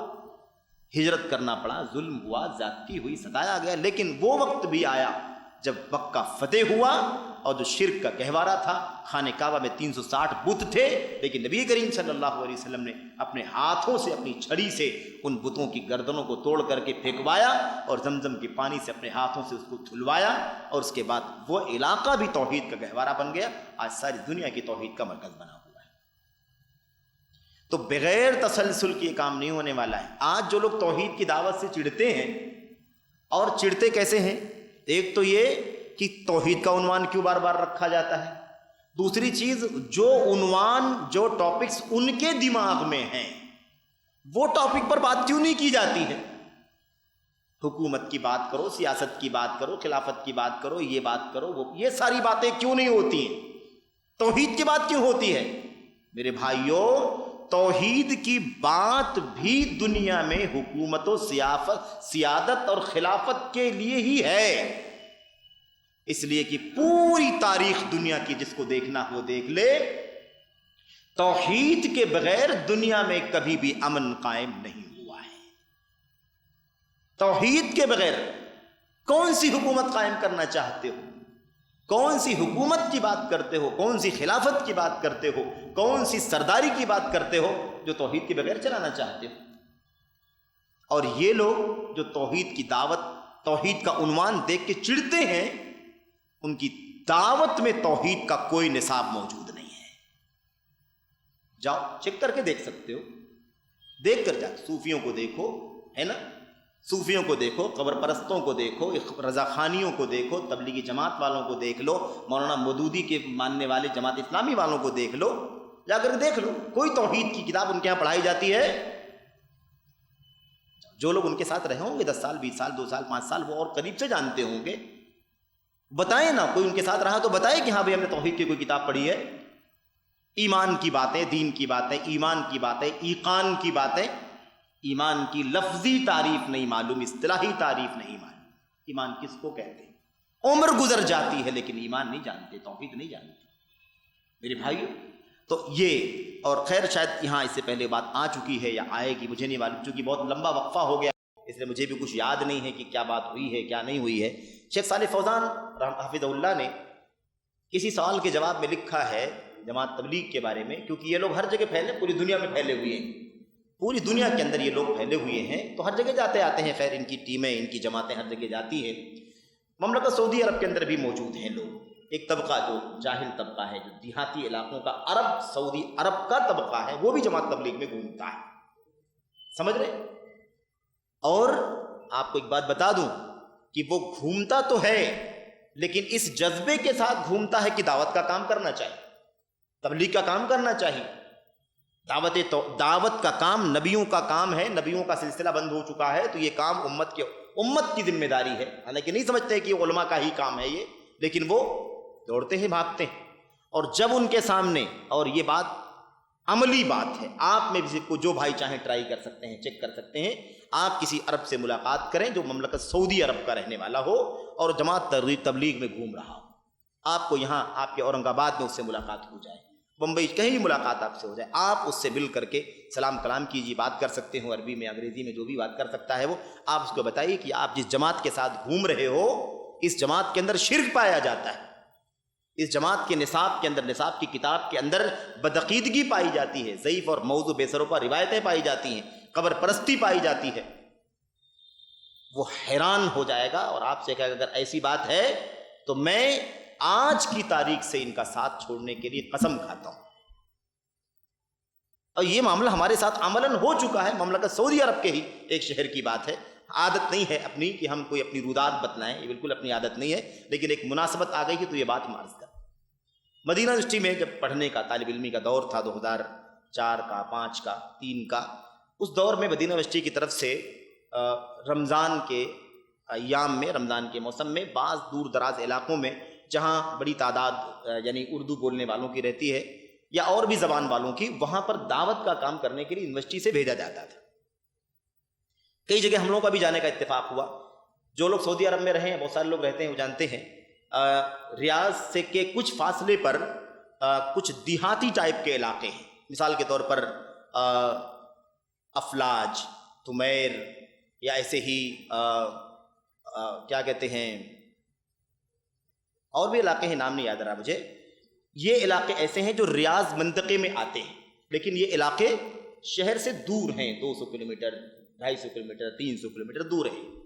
ان علاقوں میں جماعت تبلیغ بڑے پیمانے پر آتی جاتی ہے، شہروں میں، بڑے شہروں میں تو نہیں جاتے آتے ہیں، یا اگر جائیں گے بھی، آئیں گے تو اپنا حلیہ بدل کر کے جاتے آتے ہیں، اور وہ کوئی بات اپنی جماعت بنا لیں یا مثلا کوئی بات کہنے، اس کا انہیں موقع نہیں مل سکتا ہے۔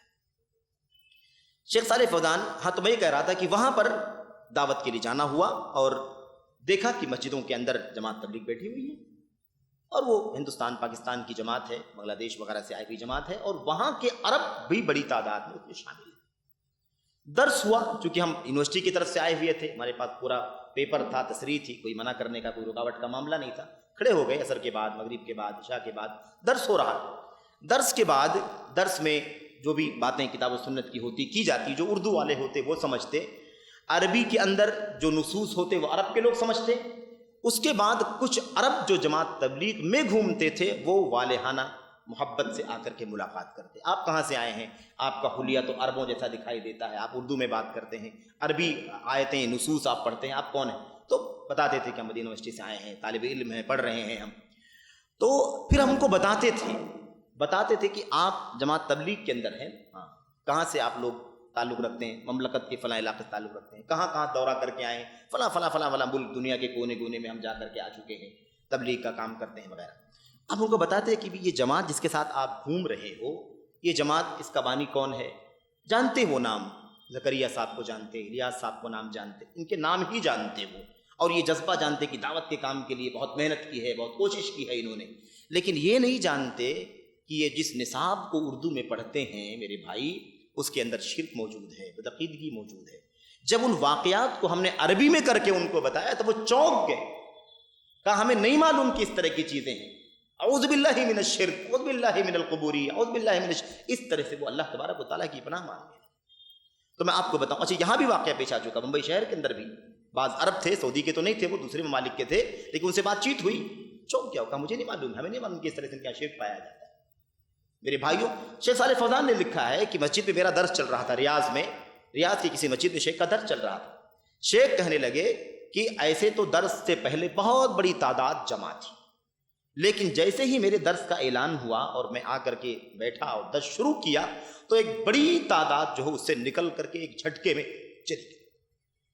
کہتے یہ اس وقت ہوا جب میں نے توحید کا موضوع چھیڑا اور توحید کی دلیلیں پڑھا، اس کے تقاضے بیان کیے، شرک کی مذمت کیا، قبروں کی مذمت کیا، قبر پرستی کی مذمت کیا، اور جو لوگ قبروں میں مدفون ہیں ان کے سامنے وہ سب کام کرنا جو شرک کے دائرے میں آتا ہے اس کا تذکرہ کیا۔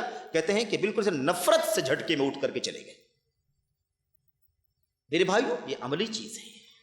تو آپ ایک بات بہت اصولی سمجھ لیں کہ توحید کے عنوان کو پسند نہ کرنا یا بار بار توحید کا عنوان دیکھ کر کے اکتاہٹ کا شکار ہونا، یہ صرف ظاہری نہیں ہے، یہ اندر کی چیز ہے، اندر کی چیز ہے۔ آپ کو کبھی توحید کے عنوان سے اکتاہٹ ہو سکتی ہے؟ کبھی آپ اکتائیں گے توحید کی بات کیوں کی جا رہی ہے؟ الحمدللہ توحید کی بات کی جا رہی ہے، توحید کی بات ہونی چاہیے، توحید ہی کی تو کا موضوع تو چھڑنا چاہیے۔ توحید کے بغیر کوئی کانفرنس اگر ہے میرے بھائیو ناقص، توحید کے عنوان کے بغیر کوئی جلسہ ہے ناقص ہے، توحید کے بغیر اگر کوئی تربیتی پروگرام ہے وہ ناقص ہے، توحید کے بغیر کوئی بھی چیز میرے بھائیو کبھی کامل نہیں ہو سکتی، ناقص ہے۔ اس سے زیادہ تر و تازہ، اس سے زیادہ دلچسپ اور اس سے زیادہ محبت کیا جانے والا عنوان نہ کبھی کوئی ہوا ہے نہ ہو سکتا ہے۔ اس سے نفرت وہی کر سکتا ہے اس آدمی کے دل میں کہیں نہ کہیں کوئی فساد موجود ہے، اسے چاہیے کہ اللہ تبارک و تعالیٰ سے اپنے دل کی کجی کے سلسلے میں دعا کرے کہ اللہ تبارک و تعالیٰ اس کے دل کو پاک کر دے، صاف کر دے۔ میرے بھائیوں، تو یہ بہت بڑا مسئلہ ہے، یہ ساری باتیں آپ کے سامنے اس لیے شیخ صالح فوزان آخر میں کہتے ہیں میں وصیت کرتا، یہ نقطہ آپ یاد رکھیں، یہ نقطہ بہت پتے کا ہے۔ شیخ صالح فوزان کہتے ہیں، ابھی انہوں نے بتا دیا نا کہ جو آدمی باطل مناہج کی تعریف کرتا ہو، اس کے فاؤنڈرز وغیرہ کی تعریف وغیرہ وغیرہ، اس کو اسی میں شامل کیا جائے گا اور اسے تعلق نہیں رکھا جائے گا، ہے نا؟ تعلق کیا رکھا جائے گا اس کا تذکرہ آپ کے سامنے آ گیا۔ آخر میں شیخ صالح فوزان کہتے ہیں لیکن میں وصیت کرتا ہوں، ہم کو، آپ کو، ہم سب کو وصیت کر رہے ہیں، کہتے ہیں وصیت کرتا ہوں کہ لوگوں پر حکم لگانے وہ منہج سلف کے مخالف ہیں، اس کا فیصلہ کرنے اور کیا ہے، اور ان کو نفرت دلانے میں جلد بازی سے اپنے آپ کو بچائیں۔ کیا مطلب ہے اس کا؟ کہتے ہیں کہ یہ تو جو سوال کیا گیا اس کا جواب یہی ہے، لیکن آپ کو یہ نصیحت ہے کہ آپ جھٹ سے حکم نہ لگائیں، جھٹ سے حکم نہ لگا دیں، یہ سلفی نہیں ہے، یہ بدعتی ہے، یہ فاسق ہے، یہ لعنتی ہے، یہ مشرک ہے، یہ فلاں ہے، یہ رافضی ہے، یہ خارجی ہے، اخوانی، یہ آپ حکم لگانے میں جلدی نہ کریں۔ کیوں؟ اس لیے کہ حکم لگانے کے سلسلے میں مستقل اصول ہیں، مستقل اصول حکم لگانے میں۔ حجت قائم کرنا ہے، دلیل پیش کرنا ہے، شبہات کا ازالہ کرنا ہے، اس کو اکراہ سے بچانا ہے، اس کو تعویل سے بچانا ہے، اس کو تقلید سے نکالنا، یہ سب چیزیں جب کلیئر ہوں گی تب جا کے حکم لگے گا کہ یہ آدمی اسی چیز کا ماننے والا ہے۔ لیکن سوال میں کیا کیا گیا؟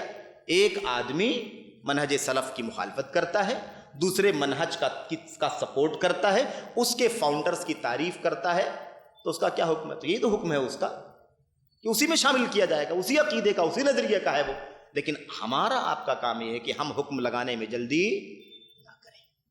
کیوں؟ اس لیے حکم لگانے میں جلدی کریں گے تو پھر اس کی وجہ بڑا فساد ہوگا۔ ہم اس پر حکم لگائیں گے، وہ ہم پر حکم لگائے گا، وہ اس پر حکم لگائے گا، تو پھر پورا جو نظام چل رہا ہے، جو دلوں کے اندر قربت ہے، ہمدردیاں ہیں، نصیحت اور خیرخواہی کا جذبہ، وہ سب کیا ہوگا؟ سب تہس نہس ہو کر کے رہ جائے گا۔ اس لیے شیخ صالح فوزان کہتے ہیں حکم لگانے میں جلدی مت کرو۔ اور یہ ہم پہلے سے بھی جانتے ہیں نا، پہلے سے بھی جانتے ہیں، حضرت اسامہ کا واقعہ جانتے ہیں نا، حضرت اسامہ رضی اللہ تعالیٰ عنہ کا، جس میں انہوں نے حکم لگایا تھا۔ رات میں گشت کر رہے تھے، واقعہ گشت کر رہے تھے اور دو لوگوں کو مشکوک حالت میں دیکھا، تلوار لے کے گھوم رہے تھے، تلوار اٹھائی، لگا انہیں کہ یہ سب جاسوس ہیں، اسلامی حکومت کے خلاف جاسوسی کر رہے ہیں، کفار ہیں، اور تلوار اٹھائی اور قتل کر دیا۔ جیسے تلوار اٹھائی تیسے ان لوگوں نے لا الہ الا اللہ یا اشہد ان لا الہ الا اللہ پڑھ لیا، لیکن تلوار اٹھی تھی، وہ گردن پر گر گئی اور دونوں کی موت ہو گئی۔ معاملہ اللہ کے نبی کی عدالت میں پہنچا تو کیا فرمایا؟ انہوں نے کہا کہ آپ نے فرمایا کہ کیوں قتل کر دیا بھائی؟ کیا تم نے اس کے باوجود کہ اس نے لا الہ الا اللہ کہا تب بھی تم نے قتل کر دیا؟ تو اسامہ نے کیا جواب دیا؟ انما قالها خوفا من السلاح۔ لا الہ الا اللہ کہا تو تھا اللہ کے نبی، لیکن تلوار کے ڈر سے کہا تھا۔ اللہ کے نبی نے کیا فرمایا؟ آپ نے فرمایا حل شققت عن قلبہ فترى ما فیہ۔ تم نے اس کا دل چیر کے کیوں نہیں دیکھا کہ اس نے کیوں کہا تھا؟ یعنی تم کیسے کہہ سکتے ہو کہ اس نے تلوار کے ڈر کے مارے کہا؟ تم کو یہ نہیں دیکھنا، تم کو یہ دیکھنا کہ وہ کیا کہہ رہا ہے۔ لا الہ الا اللہ کہنے والا مومن مانا جائے گا، آپ کو تلوار روک لینا تھا۔ تم نے یہ کام کیوں کیا؟ جلد بازی کی کہ نہیں کی؟ اللہ کے نبی نے فرمایا کیا کرو گے تم قیامت کے دن جب لا الہ الا اللہ لے کر کے آئے گا؟ جب یہ آدمی لا الہ الا اللہ لے کر کے آئے گا تو تم کیا جواب دو گے اللہ کے سامنے؟ کیا کھڑے اللہ کے سامنے کیسے کھڑے ہوگے؟ حضرت اسامہ کہتے ہیں کہ مجھے اتنا افسوس ہوا اس واقعے کی بنیاد پر یہ بات سن کر کے کہ میں نے تمنا کی کہ کاش میں آج مسلمان ہوتا تو بڑا اچھا ہوتا، کیونکہ مسلمان اگر آج ہوتا تو سارے گناہ معاف ہو جاتے۔ اب تو مسلمان ہونے کے بعد ہی میں نے یہ کام کیا ہے، تو اب کیا ہوگا؟ بہرحال کہنے کے بعد مسئلہ یہ میرے بھائیوں کہ حکم لگانے میں جلدی نہیں کرنا۔ یہ بھی ہمارے نوجوانوں کا خاص طور پر معذرت کے ساتھ، ہمارے عزیز نوجوان ہیں، دین سے بہت محبت ہے، انہیں بہت لگاؤ ہے، لیکن افسوس یہ ہے کہ وہ کہیں نہ کہیں جلد بازی سے کام لیتے ہیں حکم لگانے میں۔ اس کا ساتھی ہے، اس کا دوست ہے، کلاس میٹ ہے، کسی اور سرکل میں ساتھ میں رہتا ہے، اب کوئی بات ہو گئی، کسی مسئلے میں اختلاف ہو گیا، اس کا نظریہ الگ ہے، اس کا نظریہ الگ ہے، ہو سکتا ہے بالکل وہ نظریہ غلط ہے اس کا، مثال کے طور پر، لیکن اب وہ کیا کرتا ہے؟ فوری طور پر اس سے دشمنی کر لیتا ہے، نفرت کر لیتا ہے، اس کی برائیاں کرتا ہے، اور اس کو کہتا ہے کہ نہیں اس کے ساتھ نہیں رہنا ہے، وہ تو رافضی ہو چکا ہے، ارے وہ تو خارجی ہو چکا ہے، اور یہ تو کیا نام ہے بد مذہب ہو چکا ہے، یہ تو اخوانی ہے، تو فلاں، اس طرح سے حکم لگا کر کے اس سے کیا کرتا ہے؟ تعلق ختم کر دیتا ہے۔ یہ کام صحیح نہیں ہے، اتنی جلد بازی کرنا یہ اچھا نہیں ہے۔ ہم نے جان لیا کہ اس کا نظریہ ایسا ہے، تو اب ہمیں اگلا کام کیا کرنا ہے؟ اگلا کام کرنا ہے بہت ہی سادگی کے ساتھ، بہت ہی اطمینان کے ساتھ اس کو چیخنے چلانے حکم لگانے کے بجائے کہ تو رافضی ہے، تو اخوانی ہے، تو فلاں، یہ بولنے کی ضرورت کیا؟ ہم کو معلوم پڑ گیا نا کہ آدمی کا نظریہ ایسا ہے، تو ہمیں چاہیے کہ ہم کیا کریں؟ ہمیں چاہیے کہ ہم بہت ہی سمجھداری کے ساتھ، حکمت کے ساتھ اب اس کو ایسی دعوت دیں، ایسی تربیت کریں، ایسے سمجھائیں بجھائیں، ایسی کتابیں پہنچائیں، ایسی مجلسوں میں اس کو شریک کریں علماء کی، جہاں وہ باتیں سن کر کے اپنی اصلاح کرنے کا راستہ نکالیں، دھیرے دھیرے تربیت ہوگی۔ اگر میں حکم لگا کر کے خوش ہو جاؤں کہ نہیں وہ ایسا ہے، مجھے اس کے ساتھ نہیں رہنا، یہ کسی مسئلے کا حل ہے؟ کسی مسئلے کا حل نہیں ہے، اس کا کیا فائدہ ہے؟ تو میرے بھائی ہمیں اس کے منہج سے اختلاف ہے، اس کی ذات سے اختلاف نہیں۔ اس کی ذات سے محبت، اسی لیے ہم چاہتے ہیں کہ وہ اپنی اصلاح کر لے۔ اللہ کے نبی نے فرمایا تھا کہ میں تمہاری کمریں پکڑ پکڑ کر کے کھینچ رہا ہوں کہ جہنم کے گڑھے میں مت جاؤ، لیکن تم زبردستی کود کود کے جہنم میں جانا چاہتے ہو۔ یہ ہمارا کام ہے، ہم بھی چاہتے ہیں کہ ہمارا بھائی جہنم میں نہ جائے، ہمارا بھائی غلط عقیدے غلط منہج پر دنیا سے نہ جائے، اصلاح ہو جائے، توبہ کر لے، صحیح منہج پر رہے، یہ جذبہ ہونا چاہیے۔ بہرحال میرے بھائیو، یہ ہو گئی بات، یہ ایک سوال تھا، اس سوال اور اس کا جواب، اس سلسلے میں بہت ساری باتیں آپ کے سامنے آ گئی اور اس میں انشاءاللہ تبارک و تعالی خیر ہے۔ اچھا، یہاں پر ایک بات اور آپ کے سامنے عرض کرنا ہے، اور وہ شیخ الاسلام علامہ ابن تیمیہ رحمۃ اللہ علیہ کی بات ہے، اور ایک بات علامہ بکر بن عبداللہ ابو زید، علامہ بکر بن عبداللہ ابو زید رحمۃ اللہ، اور یہ دونوں چوٹی کی شخصیتیں۔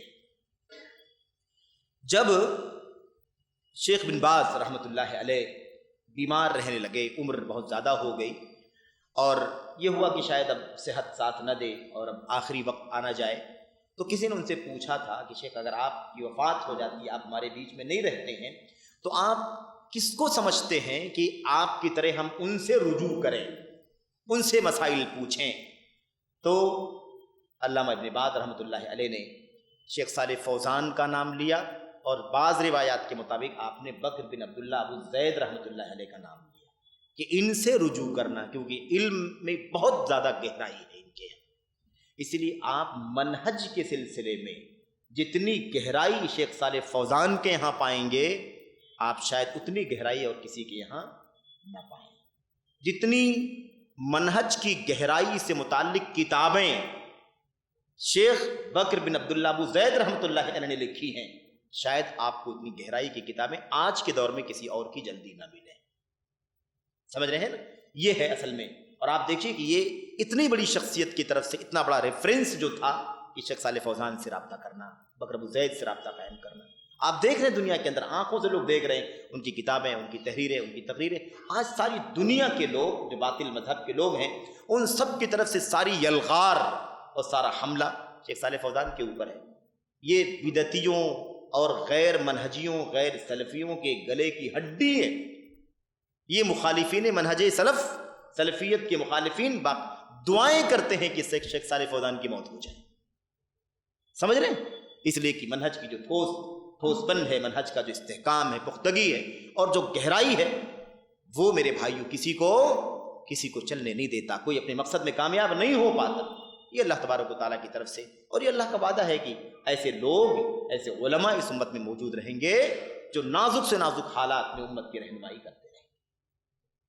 ہمیں بھی یہ سعادت ہے، ہم کو، آپ کو، ہم سب کو بھی یہ سعادت ہے، شرف اللہ نے عطا فرمایا ہے کہ ہم منہج کے سلسلے میں شیخ صالح فوزان بن عبداللہ الفوزان کی کتاب جو انہوں نے سوالات کے جوابات دیے ہیں وہ بھی ہم پڑھ رہے ہیں، اور میں سمجھتا ہوں کہ ہم سب محسوس کر رہے ہیں کہ منہج کی کتنی گہرائی ہے اور کتنے اصول شیخ صالح فوزان حفظہ اللہ نے ہم سب کو بتلائے۔ خیر، میں یہ کہہ رہا تھا کہ اسی ٹاپک پر جو بات ابھی چل رہی تھی، یہ سوال نمبر 64 تھا جو آپ کے سامنے پیش کیا گیا، ایک مضمون پر بات چل رہی ہے۔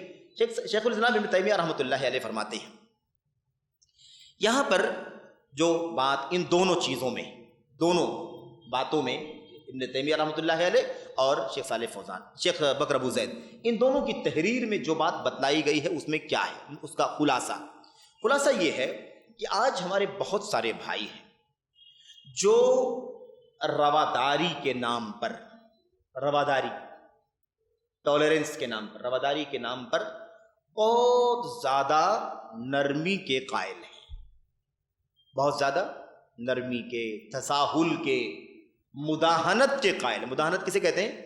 مداہنت کہتے ہیں حق بات میں بھی سمجھوتا کر لینا،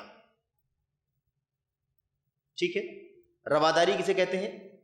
اسلام کی تعلیم کے مطابق کسی شخص کو آخری کب تک برداشت کیا جا سکتا ہے، اسلام کے دائرے میں اس کو وہاں تک برداشت کیا جائے، یہ کیا ہے؟ یہ رواداری، اس کو ہم ٹالرنس کہتے ہیں انگریزی میں۔ مداہنت کیا ہے؟ مداہنت یہ ہے کہ سنبھالنے کے نام پر، رعایت کے نام پر حق سے بھی سمجھوتا کر لیا جائے۔ اس لیے مداہنت اور مدارات دونوں الگ الگ ہیں۔ رواداری الگ چیز ہے اور مداہنت کیا ہے؟ الگ چیز، مداہنت کی کوئی گنجائش نہیں، رواداری کا حکم ہے نا. خیر، تو یہ دونوں باتیں، یہ دونوں اقوال اسی نقطے کو سمجھنے کے لیے، اور میں سمجھتا ہوں کچھ نہیں کرنا، صرف ہم پڑھ لینا ہے، انشاءاللہ بات سمجھ میں آ جائے گی. شیخ الاسلام ابن تیمیہ رحمۃ اللہ علیہ اپنی کتاب مجموع فتاوی ابن تیمیہ جو 37 جلدوں میں پھیلا ہوا ہے، اس کی جلد 2 133 میں فرماتے ہیں، کہتے ہیں، اس کا ترجمہ یہاں پر ہے، کہتے ہیں کہ جو شخص ان لوگوں کے بارے میں اچھا گمان رکھے. اچھا میں آپ کو بتاؤں، یہ قول جہاں سے کوٹ کیا گیا ہے نا فتاوی سے، وہاں پر جو بات چل رہی ہے وہ ابن تیمیہ رحمۃ اللہ علیہ آج کے تو ہے نہیں، 728 میں ان کی وفات ہوئی ہے رحمۃ اللہ علیہ. تو یہ 8ویں صدی ہجری کے عالم ہیں، ٹھیک ہے. اس دور میں بھی بڑے فتنے تھے میرے بھائیوں، اور کسی فتنے کو اللہ کے فضل و کرم سے ابن تیمیہ رحمۃ اللہ علیہ نے ایسا نہیں ہوا ہے کہ اسے انہوں نے چت نہ کر دیا ہو اور اسے منہ کی نہ کھانی پڑی. یہ اللہ تبارک و تعالیٰ کی طرف سے. ابن تیمیہ رحمۃ اللہ علیہ نے اس زمانے میں جو اہل بدعت تھے، بدعتی حضرات، ان بدعتیوں کے بارے میں یہ بات کہی ہے. کہتے ہیں جو شخص ان کے بارے میں اچھا گمان رکھے، بدعتیوں کے بارے میں اچھا گمان رکھے. اب اہل بدعت بھی تو باطل پرست ہیں، ان کے علاوہ باطل پرست کون ہے؟ سب سے بڑا تو یہی باطل پر چلنے والے لوگ اور سلفی منہج کے خلاف. میرے بھائیوں، کہتے ہیں اچھا گمان رکھے اور یہ دعویٰ کرے کہ ان کے بارے میں ہم کو نہیں معلوم ہے. گمان اچھا رکھے، اچھا گمان ہے اس کے بارے میں. کیوں اچھا گمان ہے مجھے؟ کیونکہ مجھے نہیں معلوم کہ کوئی برائی ہے، مجھے اس کی حالت نہیں معلوم ہے، مجھے اس کی ہسٹری نہیں معلوم ہے، مجھے اس کا معاملہ مجھے معلوم نہیں کہ کیا ہے یہ، اس لیے مجھے اس کے بارے میں اچھا گمان ہے. ایسا ہم بہت سنتے ہیں نا، بولتے بھی ہم کو نہیں معلوم، ہم کچھ جانتے نہیں ہیں، اس لیے ہم اس کے بارے میں اچھا سمجھتے ہیں. شیخ ابن تیمیہ رحمۃ اللہ علیہ فرماتے ہیں، کہتے ہیں ایسے شخص کو جو یہ کہتا ہو کہ بھائی مجھے اس کی حالت نہیں معلوم ہے، یہ آدمی اچھا ہے. ٹھیک ہے، تم کہتے ہو بدعتی ہے لیکن مجھے اس کی حالت نہیں معلوم، میں اس کو کیا سمجھتا ہوں؟ اچھا سمجھتا ہوں. کہتے ہیں کہ ایسے شخص کو ان لوگوں کی حالت بتلائی جائے گی، ان لوگوں کی حالت اس کو بتایا جائے گا، اس کو آگاہ کیا. جو کہتا مجھے نہیں معلوم ہے، اس کی حالت مجھے نہیں معلوم ہے، یہ اچھا ہے، اس کو بتلایا جائے گا کہ اس کی حالت یہ ہے، کہ دعوت اس کی دیتا ہے، بات اس کی کرتا ہے، کتابوں میں یہ لکھتا ہے، تقریروں میں یہ کرتا ہے، فتوے یہ دیتا ہے، نظریہ اس کا یہ ہے، تعریف اس کی کرتا ہے، مذمت اس کی، پوری بات بتلائی جائے گی ایسے آدمی. کیونکہ اس کو معلوم نہیں ہے، اس لیے اچھا سمجھ رہا ہے، وہ اچھا گمان رکھتا ہے، اور لا علمی کی وجہ سے اچھا گمان رکھتا ہے.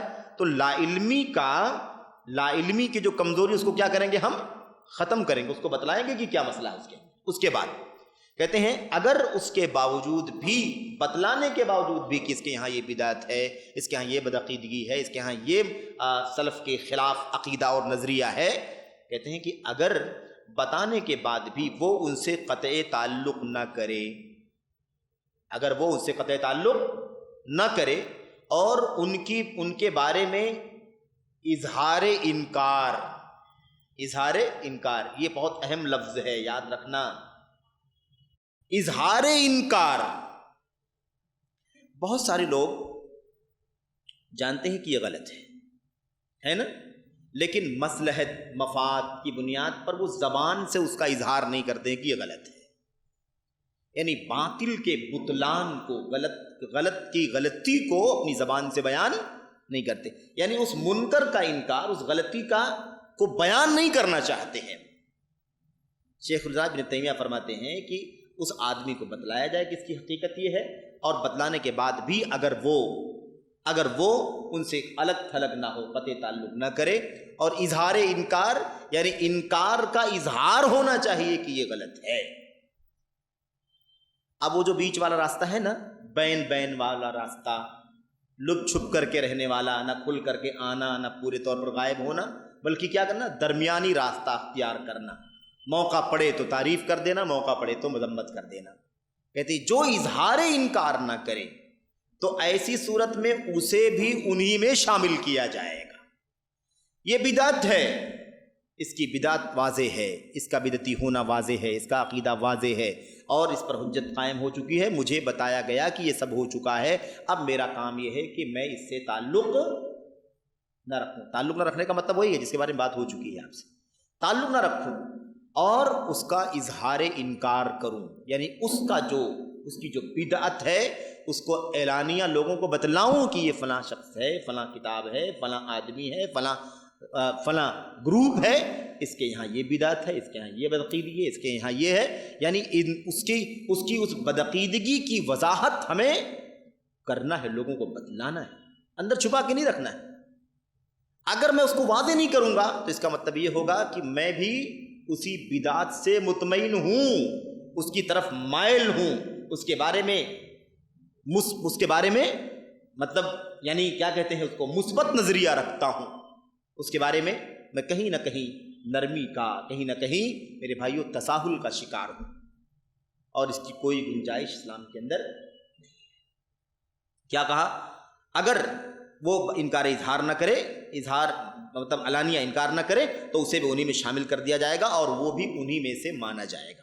اس کے بعد کہتے ہیں یہی نہیں، کہتے ہیں اور جو یہ کہے، سنیے اور مزید، جو یہ کہے کہ تم اس کو بدعت کہتے ہو یا اس کو منہج سلف کے خلاف کہتے ہو، اس کو منہج کا بگاڑ کہتے ہو، لیکن وہ بگاڑ نہیں ہے، وہ ایسے نہیں ایسے ہے، اس کی توجیح کرے، اس کو کھینچ تان کر کے اس کو صحیح ثابت کرنے کی کوشش کرے، اس کو صحیح رخ دے، صحیح موڑ دے کر کے اس کی توجیح کر کے اس کو مناسب اور درست اور صحیح ثابت کرنے کی کوشش کرے.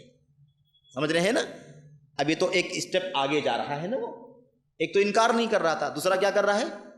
دوسری بات کیا کر رہا ہے؟ وہ آدمی اس کی توجیح کر رہا ہے. وہ کہتا ہے کہ جو آپ سمجھتے ہو یہ نہیں ہے، اس کا معنی یہ ہو سکتا ہے، اس کا معنی یہ ہو سکتا ہے، اس کا معنی یہ ہے.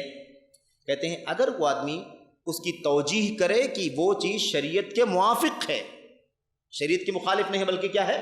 موافق، یہ اگر ثابت کرے تو ایسی صورت میں وہ یہی نہیں کہ انہی میں شامل کیا جائے گا بلکہ وہ ان کا سرغنہ مانا جائے گا. کیا مطلب؟ وہ اس کا سب سے بڑا علم بردار مانا جائے گا، کیونکہ اب یہی نہیں کہ چپ ہے، یہی نہیں کہ اس کی مذمت نہیں کر رہا ہے، بلکہ اس سے آگے بڑھ کر کے وہ کیا کر رہا ہے؟ اس کی اس بدعت کو، اس کے اس فساد کو شریعت کے مطابق ثابت کرنے پر تلا ہوا ہے.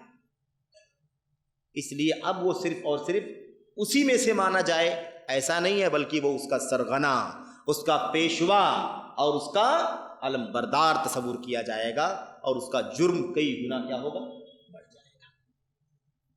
اور کہتے ہیں کہ شیخ الاسلام ابن تیمیہ فرماتے ہیں، کہتے ہیں اگر سمجھدار ہوتا ہے آدمی تو وہ، اگر آدمی سمجھدار ہو اور سنجیدگی کے ساتھ حق پر چلتے ہوئے، اللہ کا خوف محسوس کرتے ہوئے اگر وہ شخص غور کرے گا تو اسے اپنی ذات کی غلطی معلوم پڑ جائے گی. یہ بہت اہم بات ہے. آدمی اگر سنجیدہ ہو جائے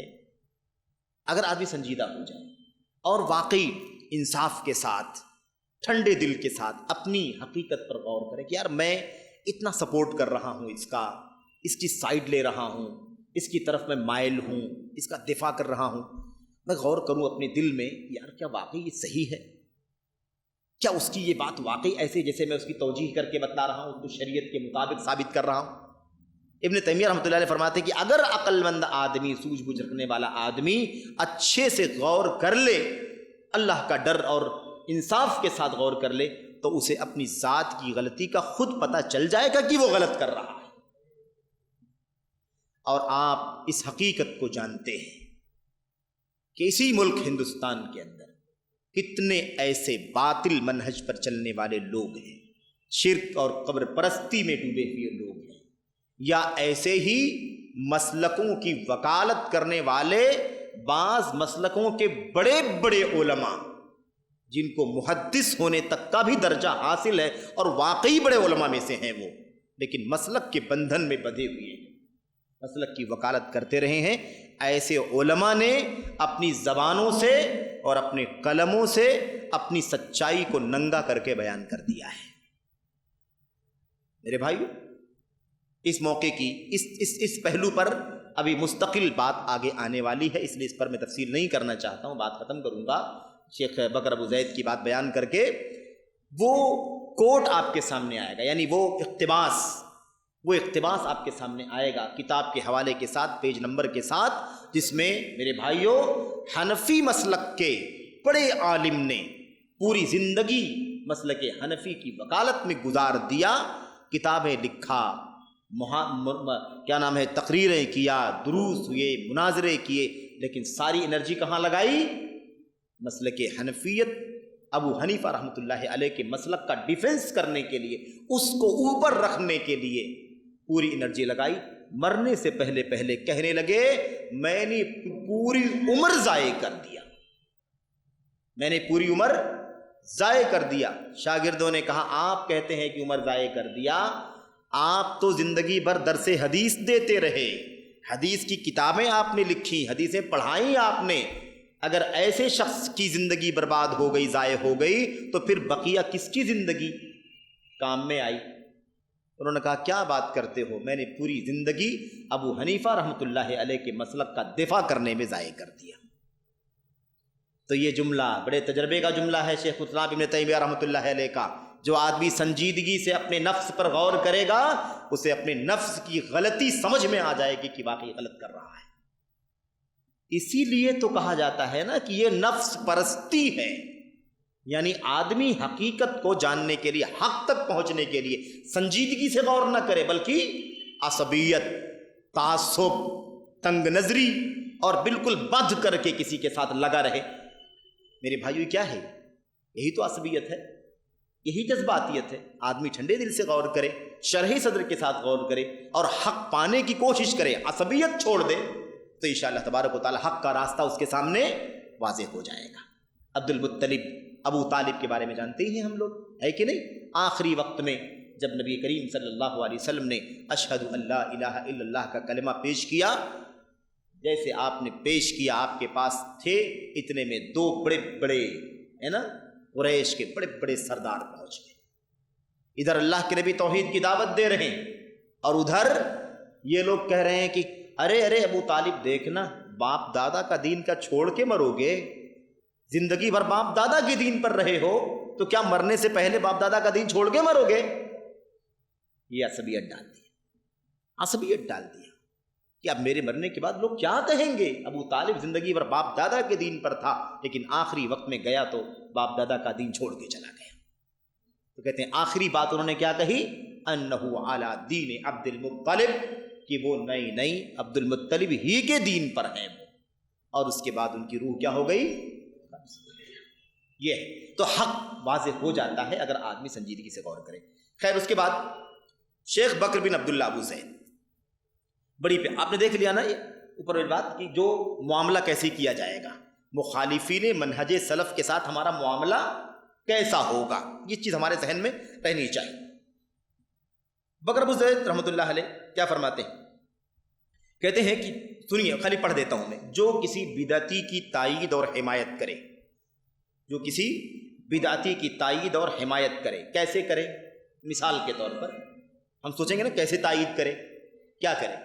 ایسے کرے کہ یا تو اس کی کتابوں کی تعظیم کرے، اس کی کتاب ہے، کتابیں لکھا اس نے، ایک کتاب بہت محترم ہے، اپنے پاس لا کر کے رکھے، سنبھالے اس کو، اس کی تعظیم کرے۔ نمبر دو، یا اور مسلمانوں میں اسے پھیلائے، بدعتیوں کی کتابیں کہاں لے کر کے مسلمانوں میں اسے پھیلائے، اس کا یعنی اس آدمی کا، بدعتی کا اور اس کی کتابوں کا پروپیگنڈا کرے، اس کی تشہیر کرے، نشر و اشاعت کرے۔ ایسے ہی اس میں جو بدعتیں موجود ہیں اور جو گمراہی کی باتیں موجود ہیں وہ اس کو عام کرے، پھیلائے، اس کی نشر و اشاعت کرے، دعوت دے۔ ایسے ہی جو کچھ اس آدمی کے یہاں انحراف پایا جاتا ہے یا عقیدہ سلف کے خلاف، عقیدہ سلف کے خلاف جو کچھ وہ اس میں اس کتاب میں لکھے ہوئے ہے، عقیدہ سلف کی خلاف ورزی جو کر رہا ہے اس کتاب کے اندر، اور وہ باتیں اس کتاب کے اندر موجود ہیں، اسے وہ کیا کرے؟ اسے وہ چھپائے، کیا کرے؟ پردہ ڈالے، اس کو باہر مت لاؤ، ہاں نہیں تو بکھر جائیں گے لوگ، دھیرے دھیرے بعد میں اس کو پھیلائیں گے۔ اس کو بے نقاب کرنے کے بجائے، اس کی بدعقیدگی کو لوگوں کے سامنے کھول کر کے بیان کرنے کے بجائے، تاکہ لوگ اس سے گمراہ نہ ہو جائیں، اس کو کھول کر بیان کرنے کے بجائے کیا کرے؟ اس کے اوپر پردہ ڈالے، اس کو نہ کھولے، اس کو بے نقاب نہ کرے، اس کو لوگوں کے سامنے واضح نہ کرے کہ دیکھو یہ بدعقیدگی ہے، اس کتاب کو نہیں پڑھنا۔ ایسے ہی یہ سارے کام کرے۔ ایسے سارے کام کرنے والے کو ہم کیا کہیں گے؟ بدعتیوں کی تائید اور حمایت کرنا۔ بدعت اور بدعتیوں کی تائید اور حمایت کرنے والا، کہتے ہیں ایسا آدمی، کہتے ہیں ایسا کرنے والا اس کے معاملے میں، یعنی اس بدعتی کے معاملے میں حد سے زیادہ کوتاہی کرنے والا ہے۔ ایسا آدمی اس بدعتی کے بارے میں حد سے زیادہ سستی، حد سے زیادہ تساہل اور کوتاہی کرنے والا ہے، جس کے شر و فساد کو ختم کرنا ضروری ہے، جس کا شر و فساد ختم کرنا ضروری ہے، تاکہ مسلمانوں تک وہ شر و فساد نہ پہنچے۔ یہ ہمارا طریقہ ہونا چاہیے۔ آج میڈیا پر بہت سارے ویب سائٹ ہیں، بہت سارے لنکس ہیں، بہت سارے چینلز کے ایڈریس ہیں، بہت سارے اقتباسات ہیں، بہت سارے پمفلٹ ہیں، فولڈرز ہیں۔ ان تمام چیزوں کو بڑی تیزی کے ساتھ لوگ اندر وائرل کرتے ہیں، اندر کیا کرتے ہیں؟ پھیلاتے ہیں۔ میرے بھائیوں، ہمیں منہج سلف کا دفاع کرنے کے لیے، حق کا ڈیفنس کرنے کے لیے ضروری ہے کہ ہم کیا کریں؟ ان تمام چیزوں کو بے نقاب کریں۔ یہ فلاں فلاں فلاں فلاں فلاں سائٹیں ہیں، ان سائٹوں سے بدعت کی نشر و اشاعت ہو رہی ہے، اللہ واسطے ان سائٹوں کو کوئی بھی ہرگز سرفنگ نہ کرے، اس تک نہ جائے۔ یہ فلاں فلاں فلاں فلاں فلاں نام کے لوگ ہیں، ان کے یہاں فلاں فلاں فلاں بدعتیں پائی جاتی ہیں، یہ فلاں ملک کا ہے، یہ فلاں ملک کا ہے، یہ فلاں ملک کا ہے، یہ فلاں ملک کا فلاں ملک کا ہے۔ اللہ واسطے اس شخص کی کتابیں نہ پڑھو، ان کی تقریریں نہ سنو، ان کی دروس نہ سنو، ان کے فتاوے کے قریب نہ جاؤ، ہے نا؟ اس چیز کو ہمیں کیا کرنا ہے؟ اس کو ہمیں بتانا ضروری نہیں ہے، اس لیے کہ اگر ہم نہیں بتائیں گے میرے بھائیوں تو اس کو پھیلانے والے بہت زیادہ لوگ ہیں، بہت زیادہ لوگ ہیں۔ اور کسی نے رپورٹ دی تھی، بہت پہلے کی بات ہے میرے بھائیوں، کم سے کم 12-13 سال 14 سال پہلے کی رپورٹ ہے، اور پہلے کی رپورٹ ہے کہ دنیا میں عیسائی مشنریاں عیسائیت کی نشر و اشاعت کرنے کے لیے مستقل طور پر، ایسے تو بہت سارے کام ایک ویب سائٹ کے ذریعے سے ہو رہے ہیں، ایسی سائٹیں تو چھوڑ دیں، لیکن صرف اور صرف عیسائیت کو دنیا میں عام کرنے کے لیے عالمی لیول کی 200 سائٹیں چل رہی ہیں، اور ان 200 سائٹوں کے اوپر ماہانہ جو بجٹ خرچ ہو رہا ہے وہ کئی 100 ملین میں ہے۔ اور ہم لوگ میرے بھائیوں توحید کا دفاع کرنے کے لیے، توحید پھیلانے کے لیے، بدعت کو دور کرنے کے لیے، حق کی نشر و اشاعت کے لیے کتنے پیسے خرچ کر رہے ہیں؟ ہمارے پاس کیا نیٹ ورک ہے؟ ہمارے پاس کیا انتظام ہے؟ ہمارے پاس کیا انتظام ہوگا میرے بھائی؟ اسلام کے نام لیوا کلمہ پڑھنے والے کہتے ہیں کہ توحید بیان مت کرو، توحید سے نفرت پیدا ہوتی ہے، کیا پھیلائیں گے، ہے نا؟ اور دوسری طرف بدعتی ہے، فاسق ہے نا، بدعقیدہ ہے، سلف سے منہج سے ہٹا ہوا آدمی ہے، کہتے ہیں رواداری رکھو، نرمی رکھو، تال میل رکھو۔ تو باطل کے ساتھ تال میل رکھنے کی بات کہی جا رہی ہے اور توحید کو نفرت کا سبب بنایا جا رہا ہے، ایسے ماحول میں ہم حق کا دفاع کیسے کر پائیں گے؟ یہ ہماری حالت ہے میرے بھائیو۔ تو آپ بتائیے کتنا مشکل کام ہے، بہت بڑا المیہ ہے، اور اس سے آپ اندازہ لگا سکتے ہیں کہ یہ ذمہ داری کتنی بڑی ہے، حق کا دفاع کرنے کی ذمہ داری کتنی بڑی ذمہ داری ہے، کتنا بڑا کام ہے یہ میرے بھائیو۔ اور ہم کس قدر اس سلسلے میں سستی کا، کوتاہی کا شکار ہیں، کس قدر ہم نے اپنے آپ کو اس سے الگ تھلگ کر رکھا ہے، ہماری کوئی ذمہ داری نہیں، ہم کوئی ذمہ داری نہیں سمجھتے میرے بھائیو۔ میں آپ کو یہ بات کہہ سکتا ہوں کہ ہمارے پاس اردو زبان کے اندر 10 سائٹیں بھی نہیں ہیں ایسی جس سے حق کی نشر و اشاعت کی جائے، اور شرک اور باطل کا، شرک کا، بدعت کا، اور سلف کے منہج کے خلاف جو کچھ چل رہا ہے اس کو بے نقاب کرنے کے لیے کام کیا جا رہا ہے۔ ہمارے پاس 10 ویب سائٹ بھی نہیں، بلکہ میں سمجھتا ہوں 5 ویب سائٹ بھی نہیں۔ آپ بتائیے کیسے کام؟ تو اس کے پیچھے ہمیں بہت زیادہ سنجیدہ ہونا پڑے گا، اس کے لیے واقعی فکر مند ہونا پڑے گا تاکہ ہم یہ کام کریں۔ اور اس کے لیے ضرورت ہے کہ ہم بہت ہی زیادہ اپنے آپ کو تربیت سے، اسلامی تربیت سے، اصولی تربیت سے، سلفی منہج فکر کے مطابق اپنے آپ کو پورے طور پر تربیت کر کے ڈھال لیں، تربیت سلفیت کے سانچے میں ڈھل جائیں تاکہ اعتدال پر رہیں، نہ افراط کی طرف جائیں نہ تفرید کی طرف جائیں، نہ لوگوں کو کافر بنا بنا کر ان کو اسلام سے باہر کریں اور نہ ہر ایرے گہرے نتھو خیروں کو اپنا سمجھنا شروع کریں۔ یہ ضروری ہے، کام کرنے سے پہلے یہ اپنی ذات پر کام کرنا ضروری ہے، یہ کام کر لیں اور پھر اس کے بعد اس میدان کے لیے اپنے آپ کو میرے بھائی پیش کریں، اس کے لیے کوشش کریں، اس کے لیے پلان کریں، منصوبہ کریں، اپنے بڑوں سے ملیں، ذمہ داروں سے ملاقات کریں، اہل علم سے ملاقات کریں اور اس کے بعد اس کام کو آگے بڑھائیں۔ یہ ہماری اور آپ کی ذمہ داری ہے۔